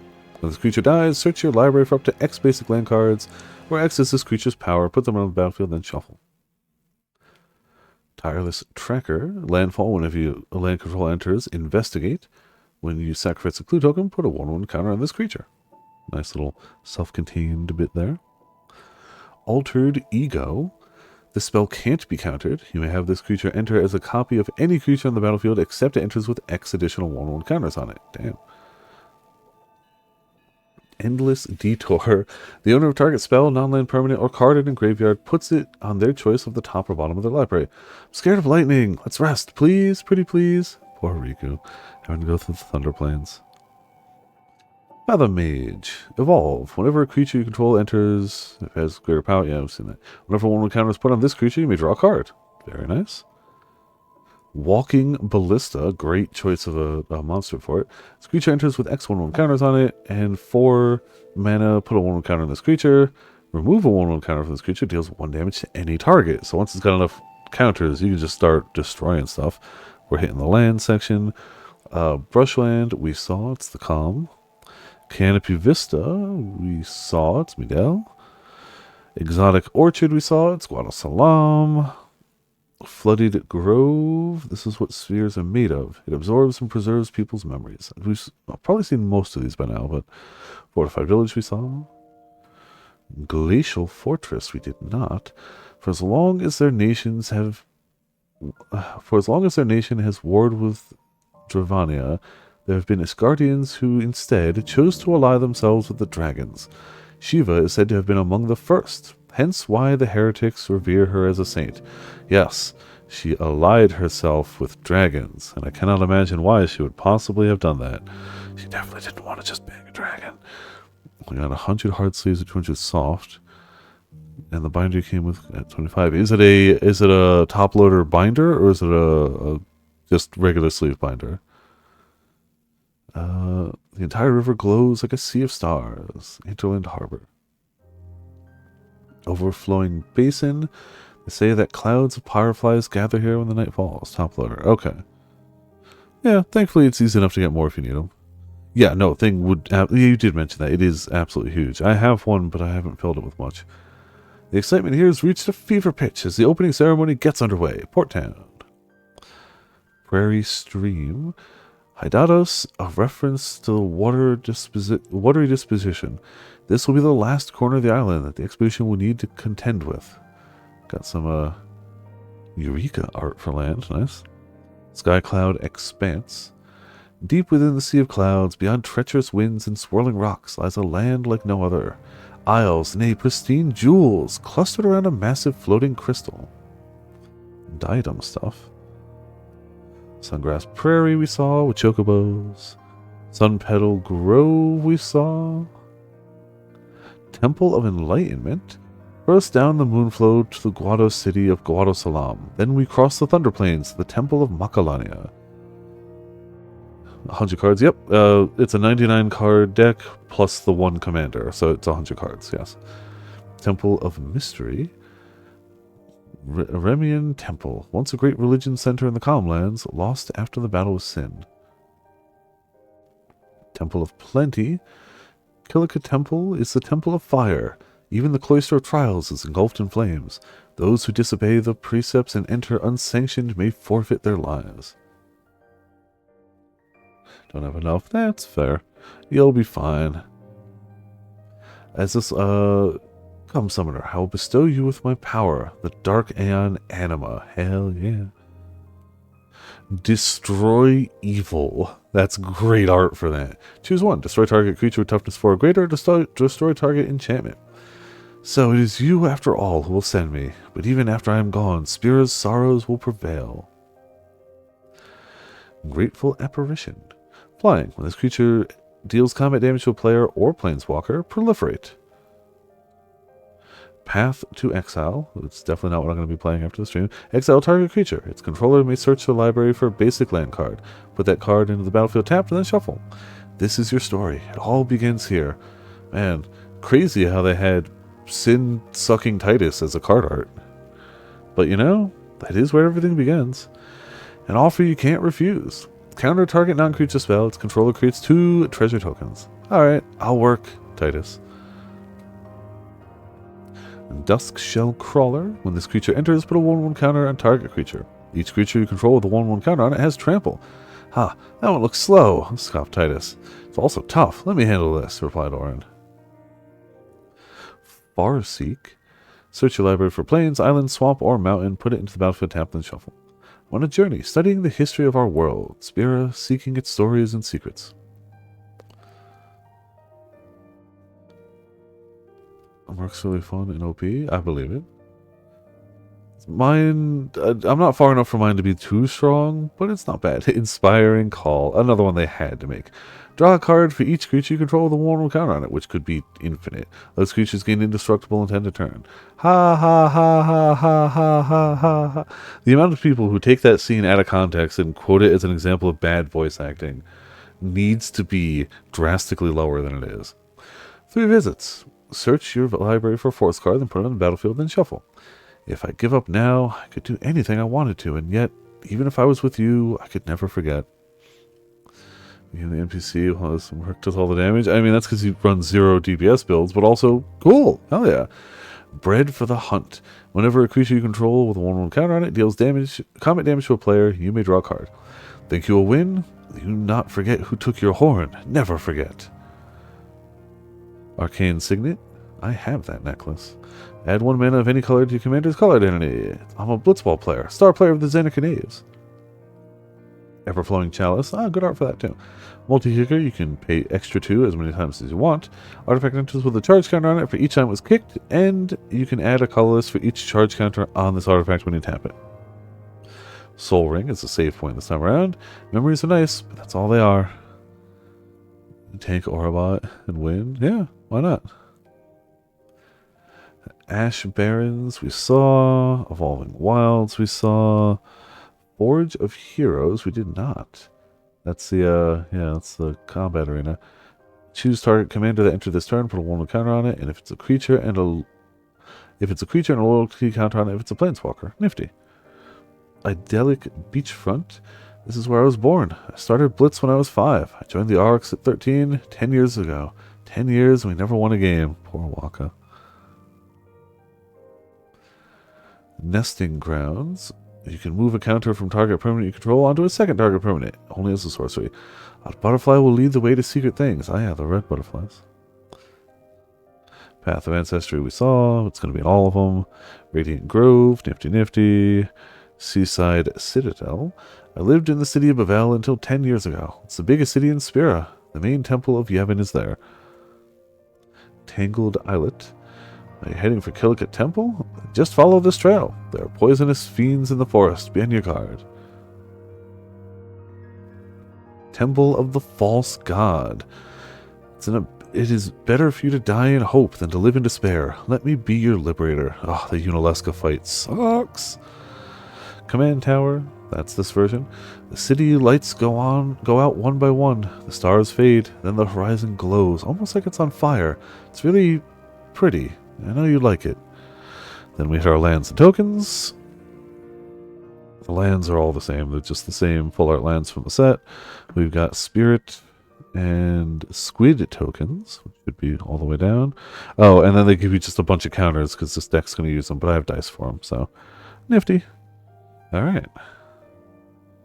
There we go. Let's get these in the deck box. And then get our last deck. Ended on 16.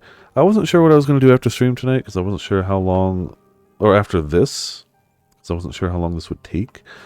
I am probably going to end after the next deck. My throat is still not feeling great.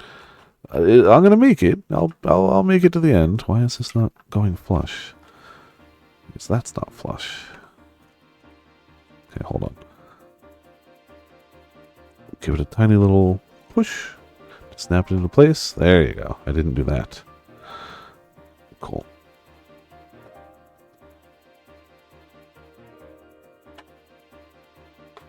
There we go.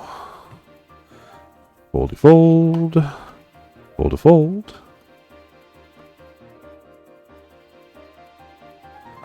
And there you go, Titus. Alright, let's get you stole out of here. After I move that away. Y'shtola, Scions, and Spellcraft, be a Mastercaster, Card Advantage, and Control. This is the deck that one of my friends bought and wants to play a Commander game with me. I don't know which deck I'm going to go against it with. I don't think I'm going to do a mirror match because I don't think that's as fun. So I don't know which of these I'm going to play against them with, but that'll be to be determined. Like, I don't want to be like, oh, which one is best against it? So I'm probably just going to pick either 7 or 10 because those are the ones I like. I don't know which I'm going to do, though. Maybe both. Maybe we play 2 games. Who the hell knows? Come on. Please just exit the box. It's a tight squeeze. I get it. There we go. There's the deck box. A lot of cardboard to deal with after this, but that's okay. Our deck, our instruction thing, and our...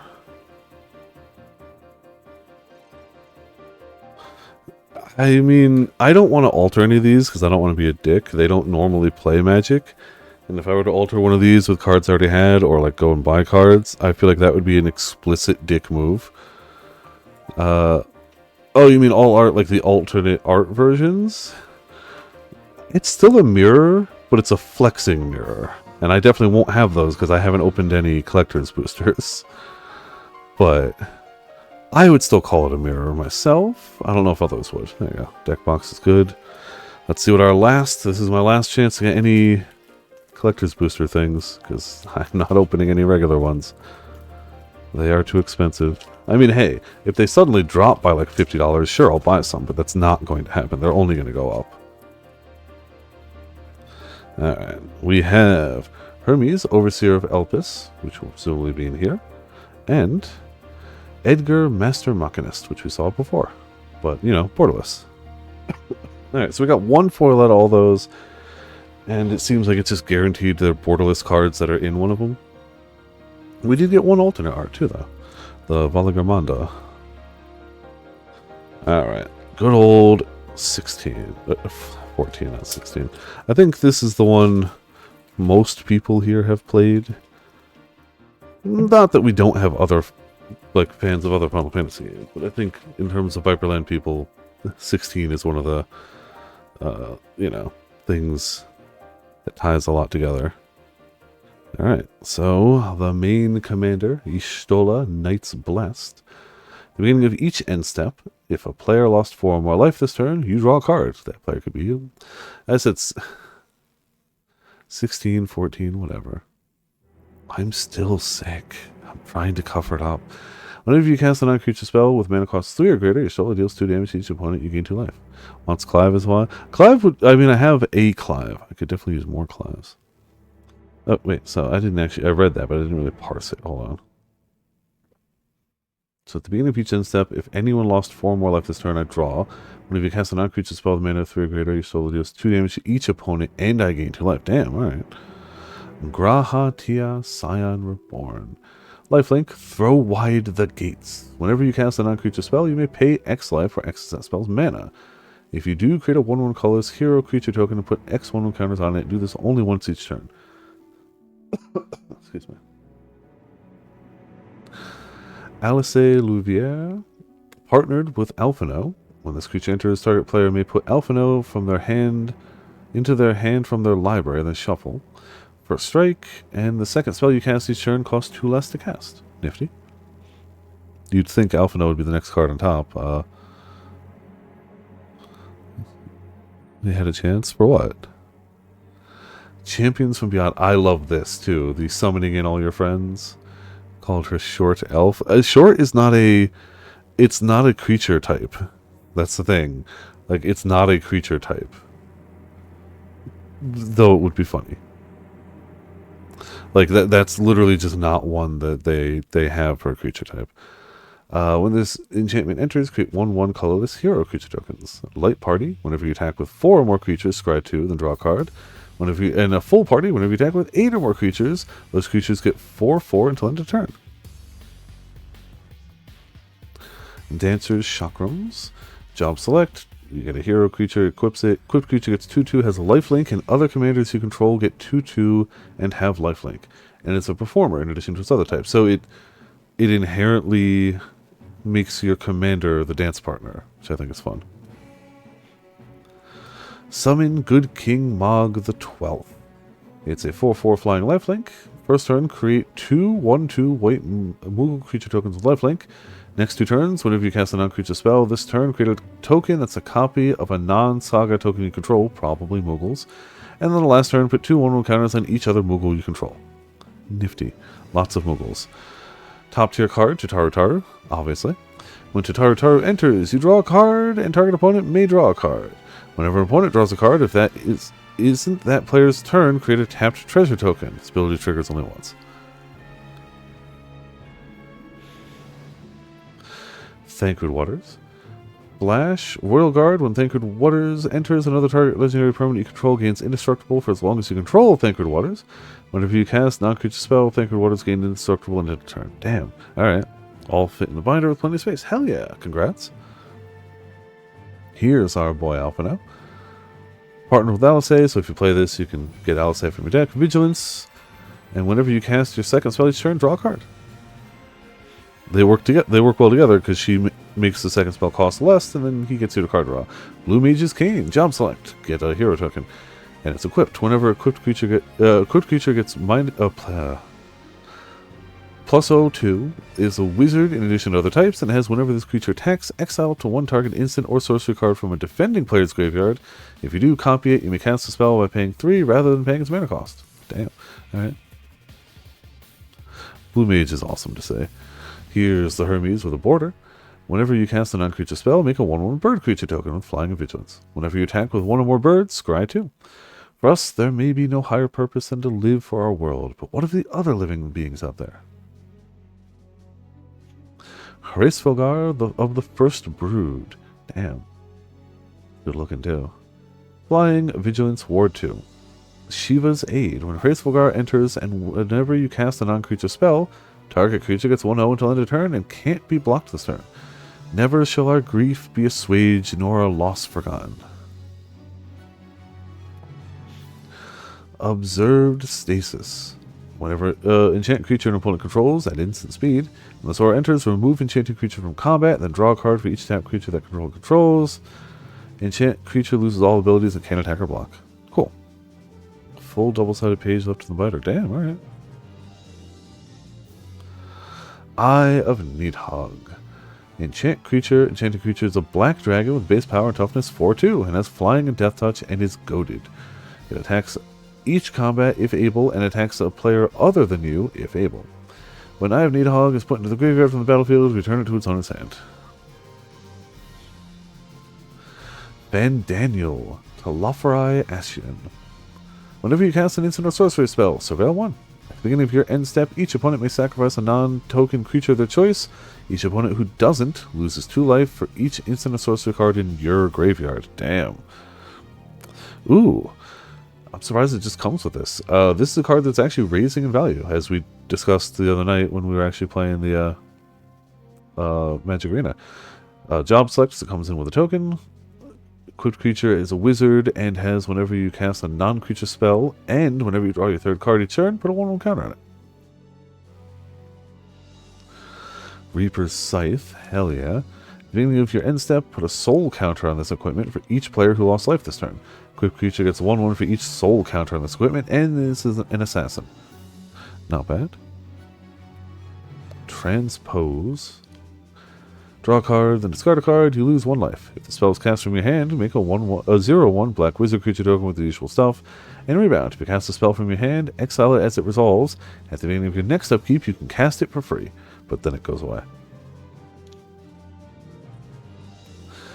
Ardbert, Warrior of Darkness. Whenever you cast a white spell, put a 1/1 counter on each legendary creature you control. They gain Vigilance until end of turn. Whenever you cast a black spell, put a 1/1 counter on each legendary creature you control. They gain Menace until end of turn. Always we took the burden of fighting upon ourselves. That's what heroes do, isn't it? Emmett Selk of the Third Seat. They did make him look a little less derpy, yeah. Spell, or Derplander, yeah. Spells you cast from your graveyard cost 2 less to cast. Nice. Whenever one or more opponents loses life, you may cast target instant or sorcery card from your graveyard, and that spell would be put into your graveyard, exile it instead. Do this only once each turn. Estinian Varlino? I guess I never really paid attention to his last name. Whenever you cast a non-creature spell, put a 1/1 counter on Estinian. It gains flying until end of turn. Beginning of your second main phase, you draw X cards and lose X life, where X is the number of your opponents who were dealt combat damage by a Stinian or a dragon this turn. Cool. Don't know how many dragons in here. Ah, yes. Hildebrand Manderville. You can either pay it as an instant adventure to make a black zombie creature token, and then exile it and do the other bit later if you want. Creature tokens you control get 1/0. When Hildebrand Manderville dies, you may cast it from your graveyard as an adventure until the end of your next turn. So you can adventure... cast adventure even when it dies. Pretty nifty. Good old Kryle. Kryle Baldassin. Lifelink Trace Aether. Whenever you cast a non-creature spell, you may return target non-creature spell, a target creature spell with mana value equal to that spell's mana value from your graveyard to your hand. Do this only once each turn. Lease Hext. Prowess. Whenever you cast a non-creature spell, this gets 1/1 until end of turn, and non-creature spells you cast cost 1 less to cast. As long as you cast 2 or more non-creature spells this turn, Lease has double strike. Damn, alright. And the card game did not forget about your boy, Papa Limo. Total Limo. Whenever you cast a non-creature spell, Papa Limo deals 1 damage to each opponent, you gain 1 life. You can sack him. Each opponent who lost life this turn sacrifices a creature with the greatest power among creatures they control, which is, you know, thematic. Urianger Argelt? I always forget his last name too. Whenever you play a land from exile or cast a spell from exile, you gain 2 life. You can tap him to look at the top 2 cards of your library and exile it. The top card. Sorry, look at the top card of your library, exile it face down, and then you can tap again next turn. Until end of turn, you may play cards exiled with Urianger. Spells cast this way cost 2 less to cast. Arco Aethermancer's Map. When this artifact enters, search your library for up to 2 basic playing cards, reveal them, put them in your hand, shuffle. Whenever a land an opponent controls enters, if that player controls more lands than you may put a land card from your hand on the battlefield. I play a land. Yeah, well, so do I. Stupid lands. Authority of the Councils. This is a great one. Creatures your opponents control enter tapped. Whenever a creature an opponent controls enters, you gain 1 life. I have this card in a few decks because it's so simple and effective. But the art, though, the art. He must be guilty of something or other, or he wouldn't have attempted to flee the Empire. It's just a great alternate art printing of it. Cleansing Nova. Choose 1, destroy all creatures, or destroy all artifacts and enchantments. We called this calamity the Flood of Light. Everything it touched was leached of life and vigor, leaving naught behind but a luminous wasteland. Final Judgment. Damn. Exile all creatures. Damn. There's nothing you can do. That's just... let this be a lesson to all those who would walk the path of sin. The wicked shall not inherit this world. Damn. It's just... everything's gone.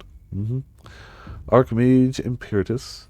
Magecraft. Whenever you cast or copy an instant or sorcery spell, draw a card.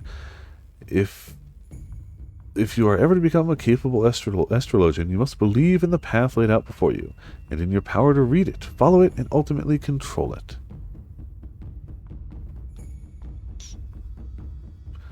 Dig Through Time. Delve. Each card you exile from your graveyard while casting a spell pays for 1 mana on it. Look at the top 7 cards of your library. Put 2 of them into your hand and the rest on the bottom of your library in any order. Excuse me. I enjoy me Rite of Replication. Also, this is a great art for it. Kicker 5. You can pay an extra 5 mana when you cast it. Create a token that's a copy of target creature. If it was kicked, make 5 tokens instead. Eorzea is mine by right. No, it's not. We prove that on a daily basis. Sublime Epiphany. Lesbians. A lesbian date, sorry. Choose 1 or more. Counter target spell. Counter target activated or triggered ability. Return target non-land permanent to its owner's hand. Create a token that's a copy of target creature you control. Target player draws a card. That is so much you can do. It's expensive, but it can do so much. we've got Torrential Gearhulk. When this creature enters, you may cast target instant or sorcery from your graveyard without paying its mana cost. If that spell would be put into your graveyard, exile it instead. Another really iconic bit. Crux of Fate. Choose one. Destroy all dragon creatures, or destroy all non-dragon creatures. Thou art weak, Hrisvalgar, a slithering worm who fawneth on the vermin who should rightly be his prey. Iconic. Oh, why? Yeah, I mean, I know it's a sad moment. Come on. Lethal Scheme. Convoke. Your creatures can help cast for it. Destroy target creature or planeswalker. Each creature you convoked that convoked Lethal Scheme connives. Draw a card, then discard a card. If you discarded a non-land card, put one encounter on that creature. Alright. A Murderous Rider. So it's got an instant adventure, destroy target creature or planeswalker, you lose 2 life, and then you can cast it for a zombie knight with a lifelink, and when this creature dies, put it on the bottom of the owner's library. Yep, hard to get rid of.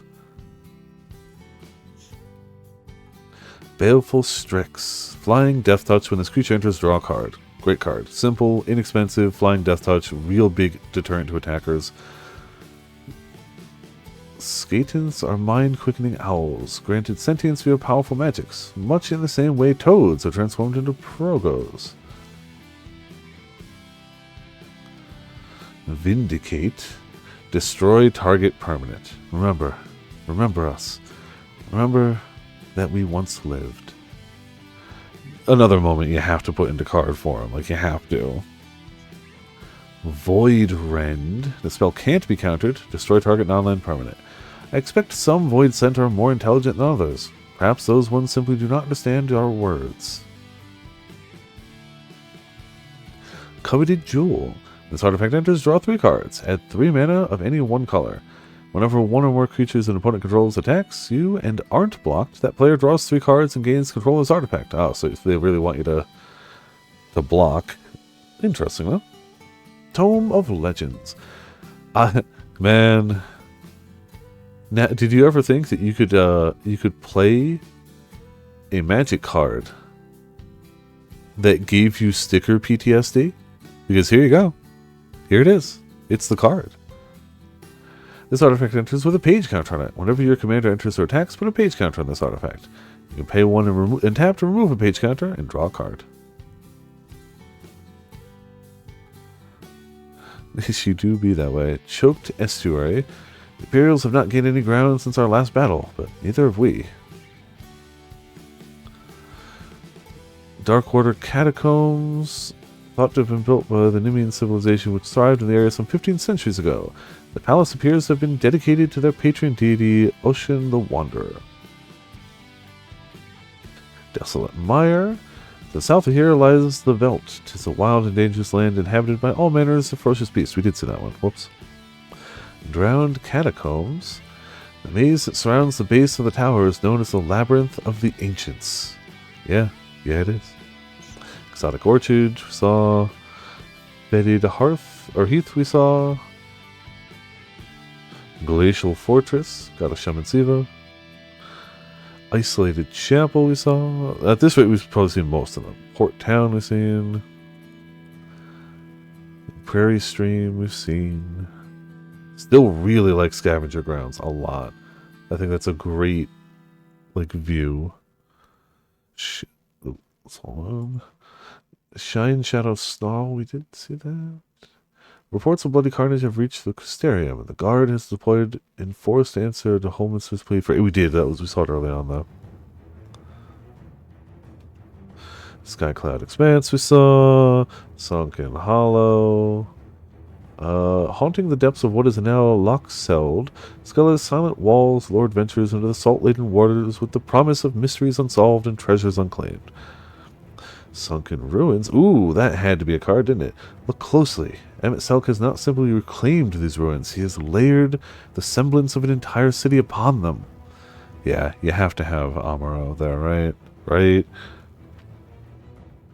Underground River. Yeah, you gotta have that too. For years, it was not known how the pirates were able to raid areas so far from the coast until a local shepherd sighted a band of painted ruffians entering the Satasha Seagout. Yep, it's gotta be there. White Aura Sights from the regular set, strong as hell, love it. It's O-Ring for 1 extra mana, but you can tap it for mana.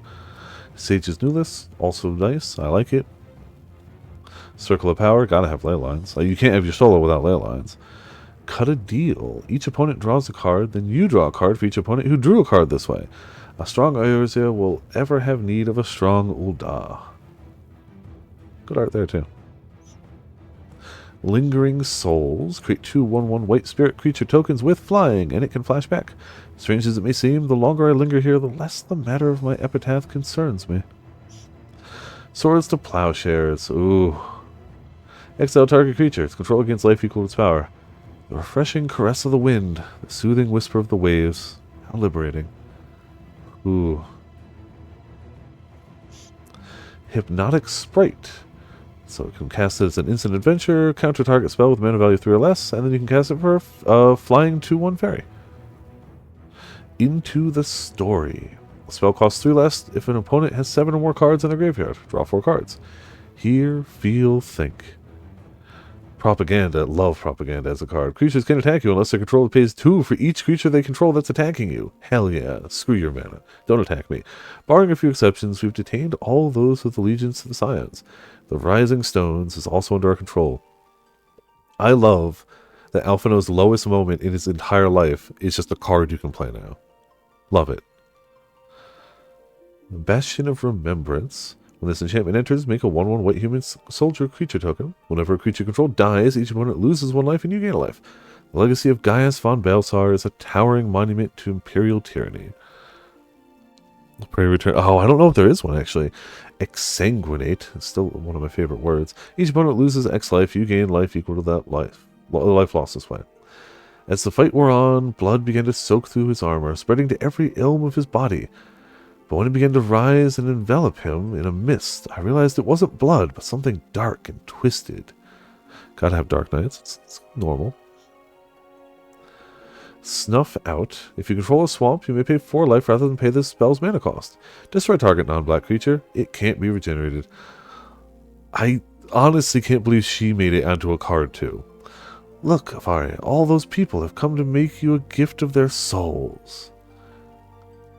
So glad she made it onto a card. Didn't expect it. Siphon Mind. Each other player discards a card. You draw a card for each card discarded this way. 'Tis now all but certain that the towers were conceived to facilitate the summoning of primals by those imprisoned within. Arcane Signet. This time is a crystal. I preside over the forces of stasis, tranquility, peace. I will weave this selfsame power into the crystal, granting the mastery over matter to give form to the formless. Ah, sad times. Relic of Legends. You can add 1 mana of any color, and tap an untapped legendary creature you control to add 1 mana of any color as well. A smile better suits a hero. Poor Hashafon. Soul Ring is an Aetheryte. The shield is smoking. What, you think that was a weak hit? That also does imply that this is immediately thereafter and not a later time. But you thought that was a weak hit that punctured through that thing? No. The Soul Ring is an Aetheryte. Very nice. It is said that Aetheryte is a solid manifestation of the planet's lifeblood, Aether, and that by touching it, the Aether which makes up our bodies resonates with that contained in the crystal. Talisman of Dominance. It's the Gaius von Balsar mask. Add 1 mana or 2 mana and damages, or 1 of 2 and it manages the Ascian used me as he used so many others, all to further restoration of his wretched god. Talisman of Hierarchy. A red mage's spells belong to 2 distinct schools, rooted as they are in the ancient disciplines of black and white magic. Oh, makes sense, that's the black-white one. Talisman of Progress. Master Louis Swa, I understand now, the choice you made. In death, there is life. Bought Vessel. You have no maximum hand size. Always love cards that say that. Add 1 mana. Initiating. Performing diagnostics. Diagnostics complete. To proceed, please agree to the terms and conditions of use. No, I refuse. Never. Arcane Sanctum. None of us were prepared for the spectacle that awaited us when we first stepped into the tower. To be surrounded by the marvels of the lost age took our breath away. The Relic Bot. Ash Barrens we saw, still dope. Command Tower is the Crystal Tower this time around.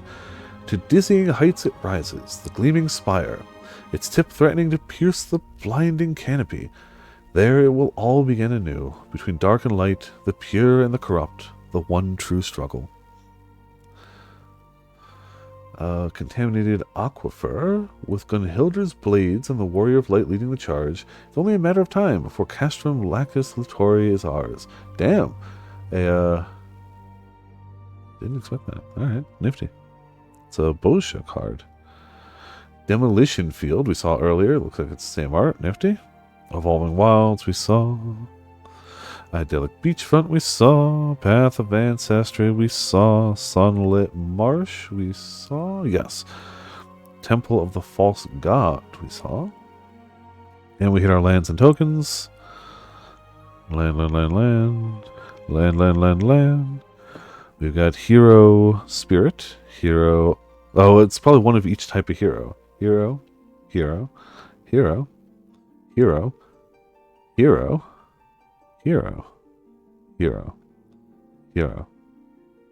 Moogle. So they never explicitly said it, but I just have to assume that these are some of the Wizards of the Coast people's words of light, right? Like, they have to be, right? They have to be. They've never explicitly said it, but like, come on. And then we've got Moogle Treasure. Cool. Not shabby. We got a few extra cards from the packs, which were fine. I was kind of hoping for a little better from them, but I'm not mad. They were a bonus anyway. It's like nothing was promised or guaranteed. And as a bonus, a few borderless versions. Not bad. Got all the decks. I'm going to sleeve them later on. That's all we got for tonight. I was honestly going to do something else if we ended about this early, but my throat's just not perfect. I don't know whether we're going to be doing a House and Fata Morgana tomorrow. I want to. I cannot know until tomorrow how I'm going to do for it. I'll also end round 1 tomorrow, so I may end up with more plushes and or anime figures, which is nifty. That'll be cool. If I don't stream House and Fata Morgana tomorrow, it'll be Atelier Yumiya. Atelier Yumiya will also be Monday. Probably Tuesday. I haven't thought far ahead. Being sick has really thrown me for a loop. I'm feeling much better now. Like, I have my energy back. Like, I don't feel drained anymore. I don't have brain fog anymore. Ignoring the things I said that were wrong tonight. But clearly it's hit like a chest cold and it's lingering there. So, kind of is what it is. But yeah, Commander decks are awesome. I'm glad I got them. I'm going to protect them, obviously. It is, and I want to try to finish Yumiya before then. I don't know if I'm going to be able to do that. I really want to play. Oh, also, don't worry. Death Stranding 2 and the title update 2 are very super likely to be the same week, by the way. It is really likely to be the same week. I mean, I could try to, like, speed run it, but I feel like you miss a lot of it. Not just miss, but, like, I feel like that does disservice. I'd rather put more time.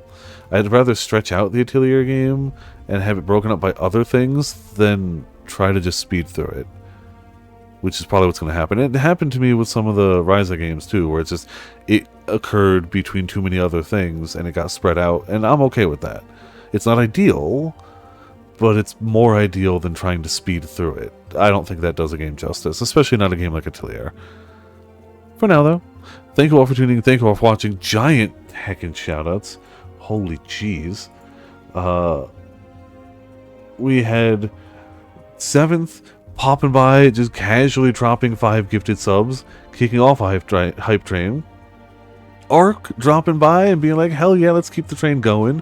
Ramen dropping by and dropping another one to get the hype train to level 2. And everyone in chat, hanging out, having a good time, enjoying some cards. Yes, correct, that's the thing. That's why that will be the preferential game. For sure. Atelier is not going to get spoiled for me. And I don't feel the need to rush it. I feel like it's almost a game that benefits from taking your time, taking it slow. So, I don't mind that. For now, thank you all for tuning in. Thank you all for watching. This has been Viper of Viperland. And I'll see you all next time.